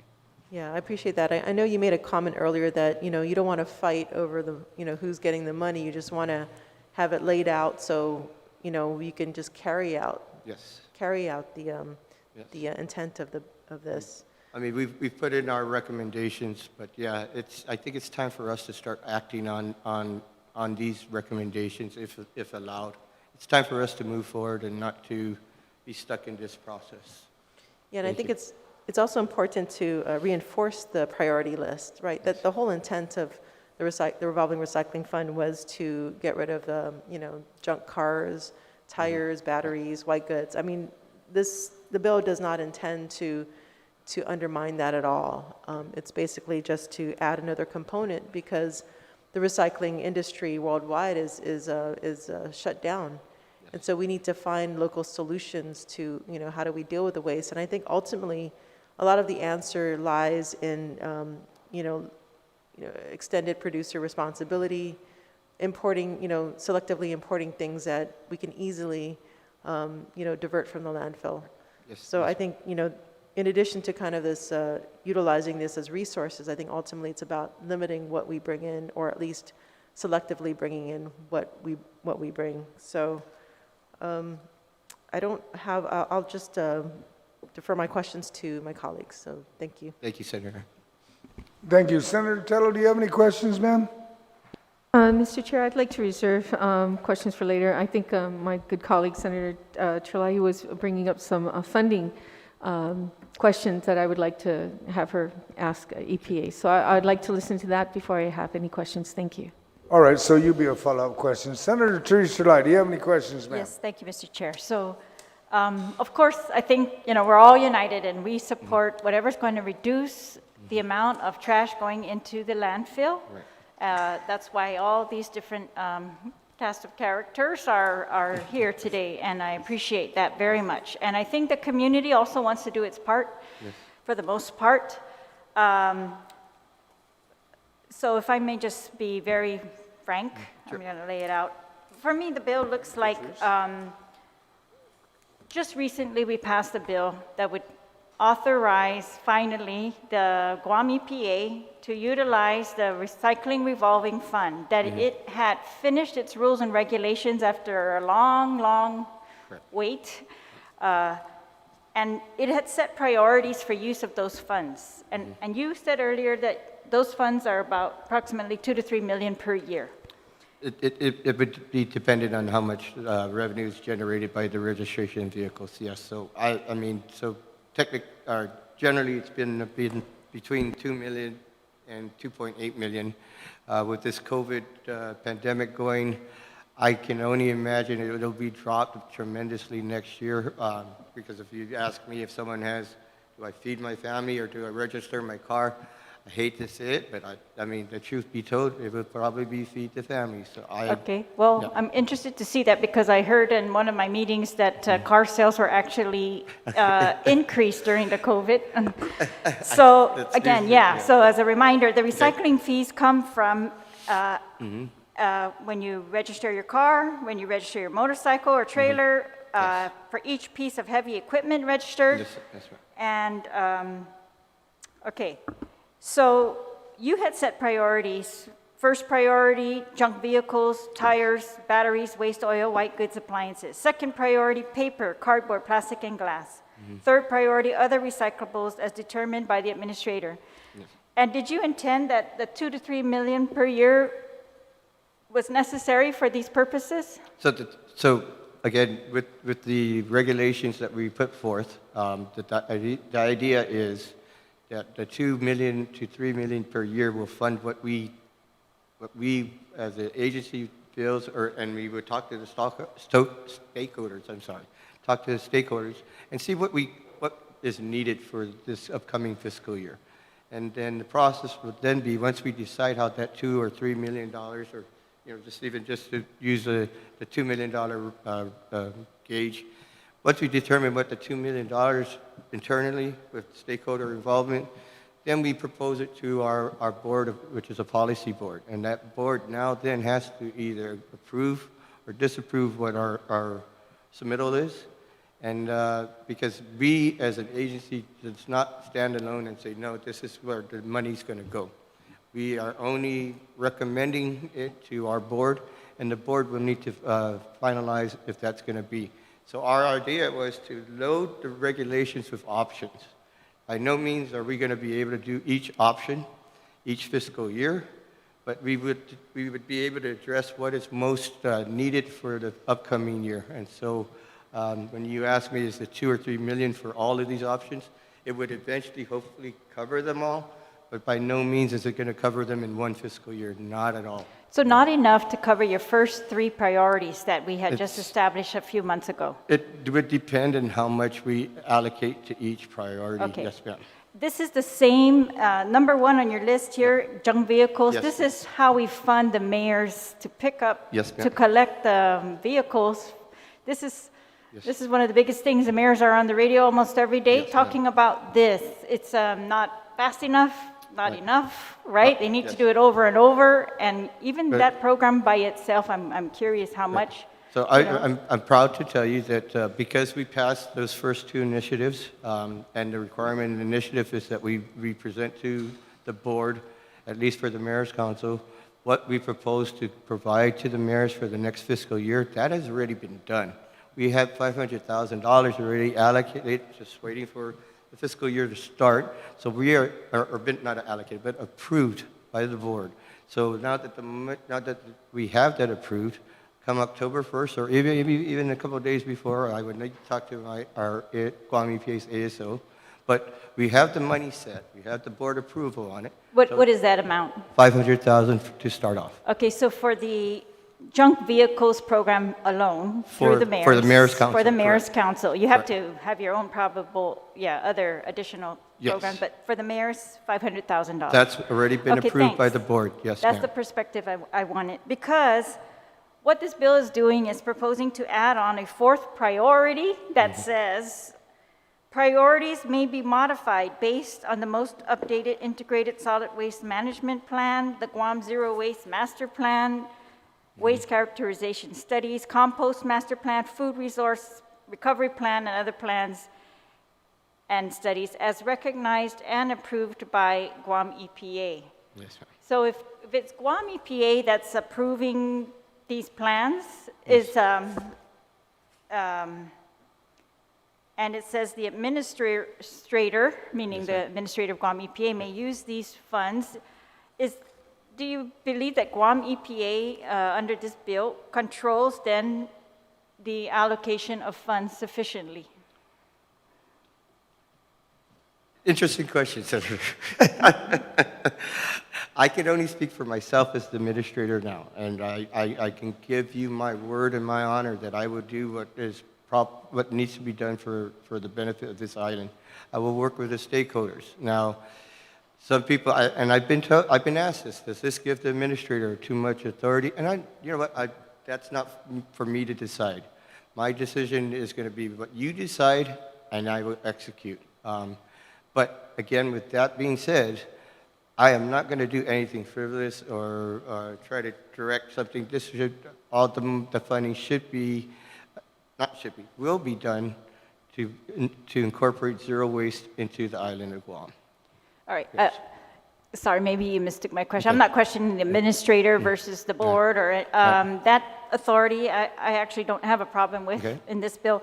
It's that we are listing as another priority to fund the Zero Waste Guam Working Group, to support them, meaning, that they are, and then there's a whole list of things that they are going to control, including the Guam Zero Waste Master Plan in partnership with the Guam Bureau of Statistics and Plans, the Compost Master Plan, outreach.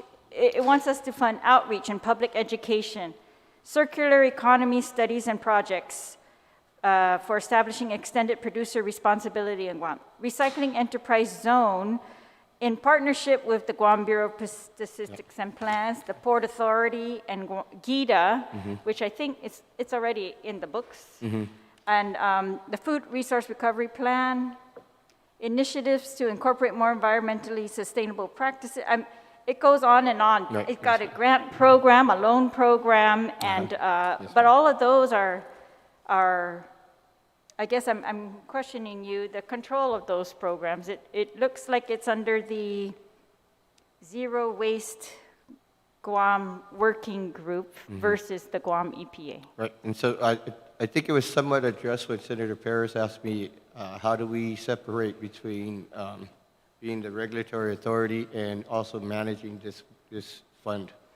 And so that's kind of how we're trying to distance a regulatory authority from being that and also managing the fund. And it's an easier way to be able to say, we regulate these businesses, we regulate these nonprofits or whatnot. And if we give them money saying, here, we are approving this to you specifically, then it kind of becomes that, well, now we're going to regulate someone that we determined should have the money, versus someone else being able to parcel the money out, and we just regulate the overall job that they're doing. That's kind of what the vision is on that. Do you read this then to allow that somebody, maybe the Guam EPA board, I'm thinking who they're looking at here, can reprioritize and prioritize composting over junk vehicle collection? Again, that's so again, the way and I said this already, the way we've planned this is that we address certain specifics, and we try to address the priorities first. Now, do you want, for me, the question lies, are we going to continue to address the priority until it zeroes out and it's totally taken care of, or is it better managed that we address the priority till majority of that issue is resolved, and then we can go to the next item that may be now a higher priority? Now, it's not changing the priority listing, it's just changing, well, what's the magnitude of the problem that we're dealing with at the point. So if we're dealing with something that's a second priority that's much larger than something that's listed in the first priority, then to me, and again, I'm not an accountant or any math whiz, but if you're looking at something that's causing you a bigger problem, even though it's in the second priority list, that's something that should be addressed over something that may be not such problematic now or in the near future, hopefully. So what did you mean when you said that this, that we should not continue fighting over who gets the funds? Is that, what does that have to do with That's this a bill? personal, I should have elaborated more on that. It's more that it took us a long time to get to these regs. Again, talking to numerous stakeholders, talking to different people, talking internally. So that's taken a lot of resources out of our solid waste team, our airland division, because we've had to try to determine what we're doing here. Again, Mr. Gale here has proposed something that I think is a good idea, but can we fund everything that's a good idea? No. Do I want to try to fund everything? That's not my job. I'm sorry to say, that's your job. And what I would like to do is that you guys tell us what we need to do and we can execute it. Now, we've provided our input. You guys will do what you do on the session floor. What do you mean by you provided your input? I mean, with what we submitted to Senator Perez with the regulations. Okay. And if you feel that there's other things that need to be addressed, well, it's time for us, it's time for Guam EPA to be reactive, not just reaction, but to start executing this plan. All right. Does this, that's all I meant by that. Does this bill interfere with your executing your current priorities? No, it does not. Do you think this bill is reflective of Guam EPA's priorities? As it currently stands, yes. Oh, okay. Yes. All right. And I appreciate, Mr. Gale, your concern, and I understand now what I didn't understand before, and I wanted some confirmation too about what is actually allowed to be sent for recycling or not, and so I'm glad you confirmed that. I'm wondering, so are you saying that all plastics are being landfilled now? They're not being sorted and set to the side temporarily until some other option might come up. They're just simply being landfilled? They were for a short time, but then the stockpile was too much. It cost more money to ship them off to ship them off someplace than to landfill them. So in a purely economic decision. Okay. And Sure. Can I jump in? So what Mr. Gale is talking about is a worldwide, nationwide problem. I've seen where the nation has done these massive storage areas of these recyclables, but because the road economy, again, much like the road, the countries have closed off for people coming in, they're closing off from any commodity, even the recyclable goods. So I've seen in the States where counties are now even closing their landfills, and they're saying, let's go make one mega landfill or between counties, and they all share it because the landfill business is getting expensive, especially when you're trying to recycle and there's no recycle end to it, or endpoint to it. And so that is a cause of concern of how do we fund it? And that's why I said when Mr. Gale had presented this, I'm like, that's a really good idea, but do we fit that in? Can we fit that in? And that's where I will default to you guys, because you've heard our submittal, you've heard his, and that's something that we will work with. It seems that some of the ideas that were discussed earlier regarding the end purposes for the zero waste, you take plastics out of the waste stream, put them aside, that there were industries that could use them, for example. And I guess instead of putting them into the landfill right now, while we are developing those industries, I'm wondering if we could just store them as opposed to filling the landfill with them right now. Yeah, I think the issue there was, it was fascinating to listen to the testimony regarding that, but it sounded like the plastics that she had mentioned was number 2 and number 5. I think most of our plastics are number 1. Yeah. And if I don't mind jumping in, sir, and when she said that 100 pounds, I mean, that is a start, and it's a great pilot project, but to actually use that, and I'm totally in support of this, don't get me wrong, but to use that as that's going to defer our plastic recyclable stream, 100 pounds, and she didn't say how long. I would assume maybe it's a quarter at least, or maybe half a year that they were doing it.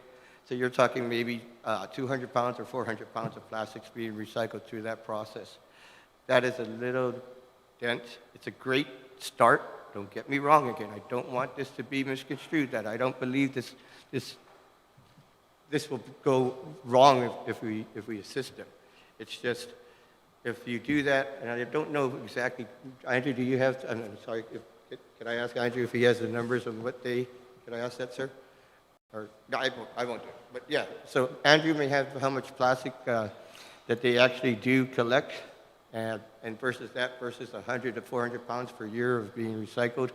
I'm just saying it's a good thing, but we need many more of those to make our plastic recyclable be efficient, that we don't have to go to the landfill. Right. Yeah, and I'm not just relying on that one. I'm talking about what UOG was proposing, and GIDA, and everybody working together. Yes. For example, glass. If you're going to get a glass crusher, and that's part of your projects here, then why are we not sorting glass out now instead of putting it into the landfill and just storing it until you get the glass crusher? Things like that. But I'll leave that to you. Do you still think EPA, or that then it should be part of our priorities to fund the $100,000 professional services to promote recycling, $300,000 professional and technical services for a zero waste plan and integrated solid waste management plan? I thought EPA had already was working on these integrated solid waste management plans. We currently are. I would definitely vouch for the $100,000 for outreach. You can never have enough for outreach. I mean, we've heard numerous testimonies saying that we need to be better at that, and yes, but and the funding is a good start to maintain. The 400,000 or the 300,000 for the technical expertise. I'd like that idea to continue until we feel that we are totally up and running. Again, until this bill is passed, or if it doesn't pass, we are not executing the plan. If this bill is not passed, then I guess we have to go back to the quote-unquote the drawing board and come up with a new plan. And that's, again, this is at the mercy of the legislature now to tell us if this plan is good. So if you ask me, why do we need any more money? Well, right now we don't know until this bill is passed or not. All right. I had asked earlier when Conchita Taitano was here for a budget of these programs and how much they're going to cost. Is that available for us? We could pull something together when I submit my written testimony. I will have that attached with it. Appreciate that. And if you could just submit their current proposed budget to the EPA for the current fiscal or the upcoming fiscal year for the recycling revolving fund. You got it. Because this would redistribute that, right? And so I want to see the difference between what you've proposed right now versus if this bill's passed, how would it be redistributed? Yes, Thank Senator. you. All right. I just, one small question, Mr. Yale. If they're only recycling cans and cardboard right now, is there a reason why we're not like announcing to the public, only put cans and cardboard in, or sort cans and cardboard and everything else, don't give it to us because it's just increasing our sorting costs or something like that? Yeah, that's a great question, Senator. There's the thought that any step backwards in this process is the wrong step. That if we were to go and try to educate all our customers, say, don't put stuff in your recycling bin that you were putting in your recycling bin. There's a thought among board members, again, remember, I'm a member of one of five, right, that would do more harm than good if at some point in the future we could do something. We've been kind of thinking about that for a while, and so it's like, okay, It's training. It's training, right? Okay, got and it. so you know, like Walter said, education is key, and that's brought up, you know, at every one of our board meetings. How do we educate our customers on what actually goes in there? And you know, and one of our board members is Peggy Denny, and you know, she's out there banging the drum, you know, all the time on this, and is a, you know, personally in my company, we brought in Peggy to help, you know, do little brown bag sessions on helping educate our staff on what they can do to recycle and et cetera. But that is the current thinking, is we haven't stepped there, and I don't want to go there. We want to try to find a solution that will allow us to do this, that will, you know, can we, you know, there are some interesting ideas here today. I mean, Yes. I love the passion of the young gentleman. Talked about, he had some really good ideas. Ideas, not a lot of specifics, but great ideas, right? but it was great to see. Mr. Tobiason had some great thoughts about, you know, Yes. about valuating that money. So it's all great ideas. Me, I'm just concerned about keeping this program running, making sure my landfill, the third cell gets built, making sure I can pay the contractors, making sure I get out of receivership. Right. Those are my immediate concerns, right? Yeah. So that's why I'm here. What about his idea to, Mr. Tobiason's idea to subsidize the, like, plastics being taken? We actually have that in place already, Senator. And, Sorry, can you I said we actually have that in place. We have the subsidies that was part of the two initiatives that were passed. Okay.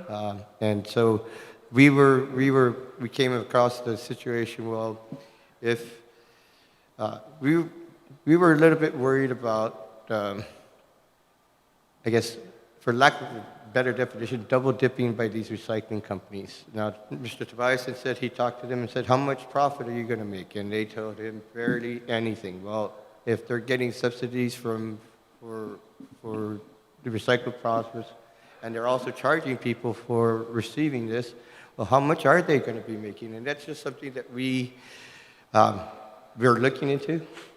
We do have the authority to do this subsidy, and we were talking and we wanted to implement it, but we needed to do a little bit more legwork to ensure that people are not using that as an extra way to make profit. It's supposed to, the idea is it's supposed to make them surviving. Yeah. Again, it's not to not make them profit, but not to add to any profit that they're making. So I see. that's what we're looking into, yes. For me, it would be to reduce the costs to the Guam solid waste that we might need to increase rates, right? So we could reduce that 600,000, for example, by taking the plastics someplace else. Yes. All right, well, I appreciate very much the time you've allotted me, Mr. Chair, and thank you for both of you. Thank you, very much. Senator. Thank you, Senator Therese. Madam Speaker, do you have any questions? In the interest of time, Mr. Chair, I don't have it this time. Thank you. All right, thank you. Senator Tello, you had a questions, and then I'm going to... Sujus Masi, Mr. Chair, for the opportunity. Thank you so much for being here, gentlemen, today. And I was hoping to thank also Paul for his contribution to it. I have his testimony, and so I'll continue to read that. But I hope you can send as well to my office your testimony, please, so that I can review it.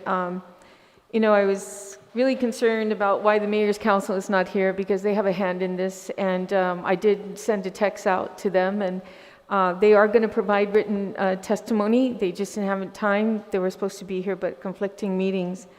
So I'm interested too, Glenn. I mean, I keep calling you Glenn.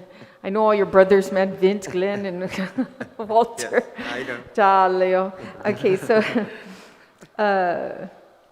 so Mr. Leon Guerrero, how's that? That makes it easier. So, Walter. No, yes, thank you. But I always told you were the fun brother of all of them, okay? Thank you, Senator. So Walter, the board, you provided testimony as well, if you can email that to me. Is that Yes. also the testimony of the board's sentiment as well?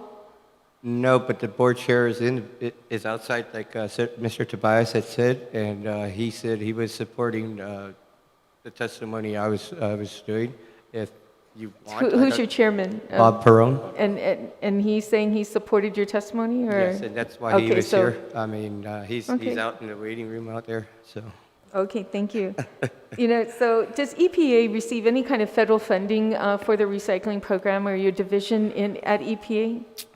Not currently. For the that's one of the few programs that we have on Guam EPA that is not federally funded, is a solid waste program.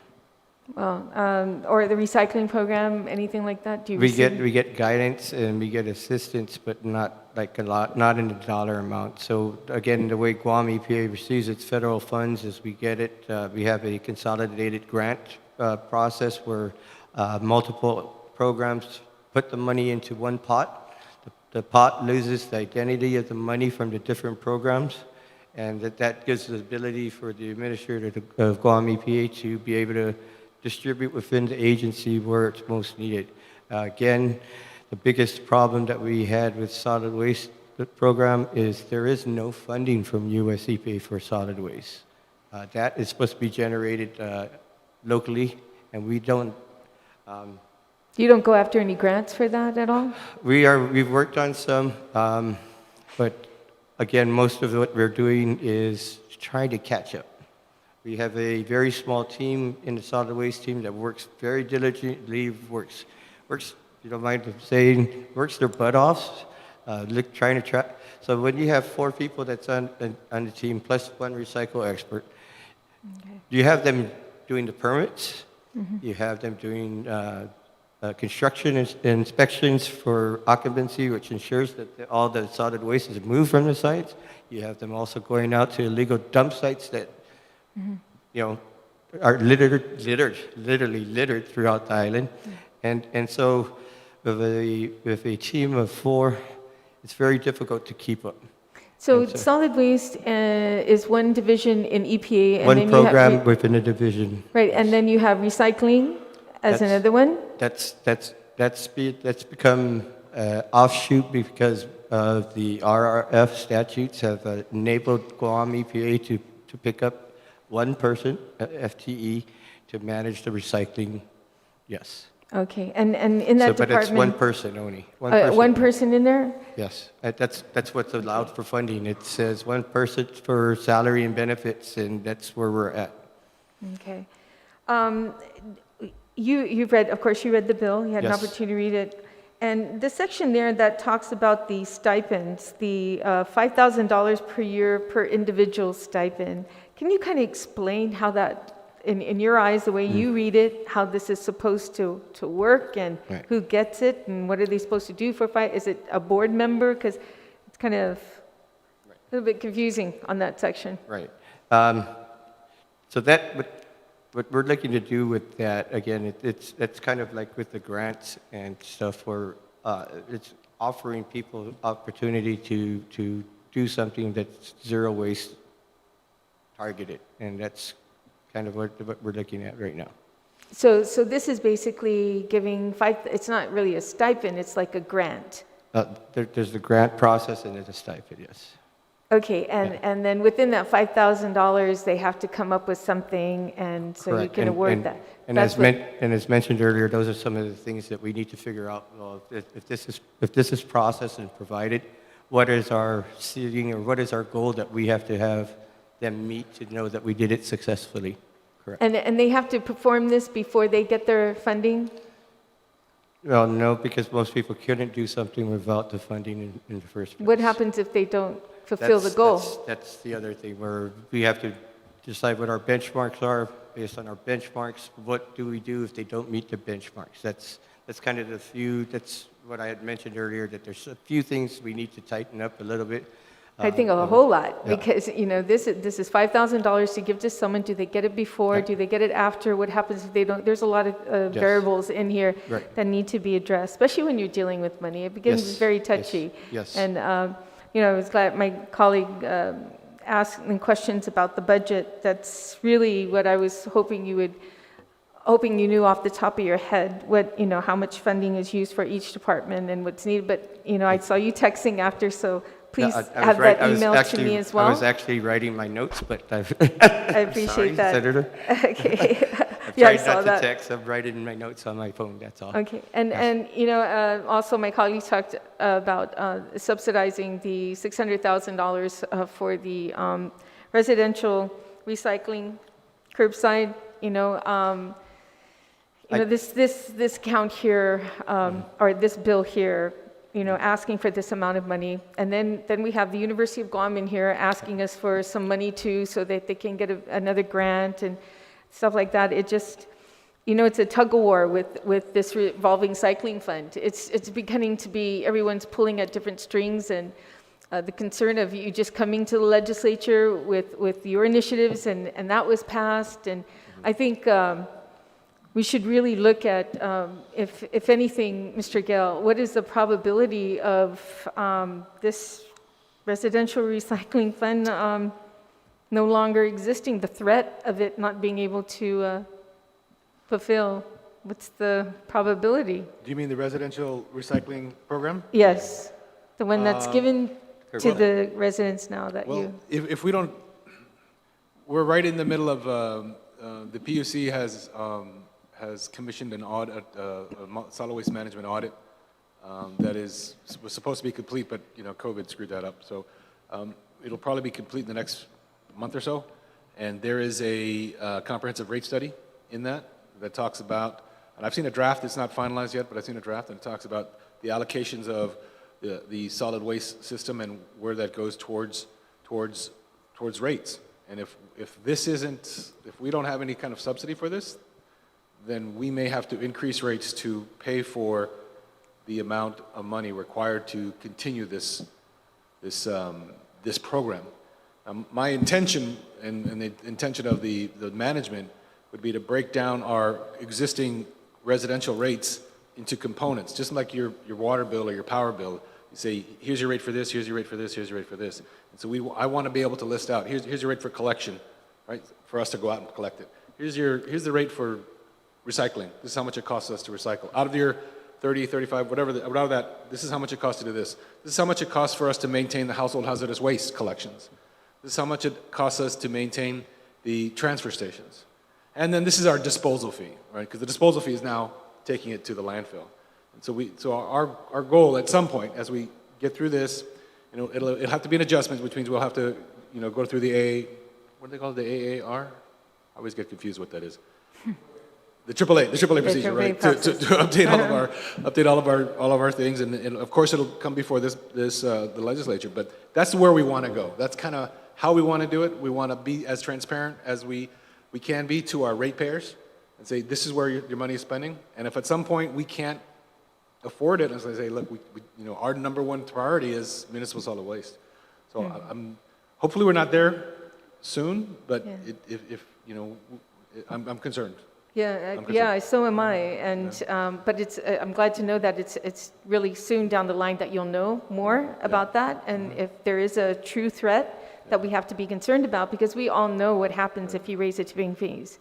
We're encouraging more dumping, illegal dumping, and then we have more things on our hands to worry about, and then just the mere thought of giving the option for an individual to whether they want that recycling program or not, they're not going to take it. So where are they going to put those cans and bottles and plastics and everything else under the sky? Right. It just, I don't think it's an option. You talk about education, and the reason why you're telling them now, just go ahead and do the recycling, the cardboards, the bottles, everything in this recycling bin, and not change their mind. Can you imagine what it's going to happen too if now we're all going to change their mind? Right. So I really, Mr. Gale, Gale, if you can please let us know as soon as possible, as I'm sure you're going to give Walter a call about your situation you're in, because right now we're showing some funding in here that would actually subsidize it if we come into that threat. But I also know your ability to be very creative in a sense to ensure that you will find the means to continue this program, because we're counting on you on that one, because we're in dire need. Other than, I thank you again for both being here. Oh, sure, Mr. Gale, do you want to say something? I was just going to say Peggy Denny's on the board, so. Okay. Peggy, you got a great board, I'll tell you that, that's for sure. Yeah. Thank you, Senator. And thank you, Walter. Thank you. Thank you, Mr. Chair. Thank you, Senator Tello. I only have a few comments. Number one, Walter Primo, good statement. We'll figure it out. Yes, sir. You want to wait, you're going to wait for the legislature to give you direction? We will give you the direction. Yes, sir. Mr. Gale, on the issue of the landfill, I don't want to see another building of another landfill if we can keep the plastic out. If you need to get funding to get it out of this island, let's get it out of this island. Hopefully we don't turn into what's going on. I have a copy of an article from the Philippines that they're sending it back to where it came from, Canada. I don't want us to be in that predicament. And I want to make sure that, and I like the idea, the concept that you said you're going to break it down like the way GPA does it. Great. Transparency, we get to see it all. We just pay our bills and we just get it done. That's the beauty of convenience, right? You want it out of here? Here's the cost, pay for it, have a nice day. And with that note, all the colleagues have asked all the questions. This committee will conclude this public hearing. The committee will continue to receive testimonies. Please address your written testimony to the Committee on General Government Operation, Appropriation, and Housing, and submit it via email to Senator Joe S. Augustin at gmail.com. Jesus Marcy for your attendance, gentlemen, and participating in today's hearing. And for those at home, thank you for watching. This public hearing on Bill number 362-35 LS is now adjourned. It is 4:30.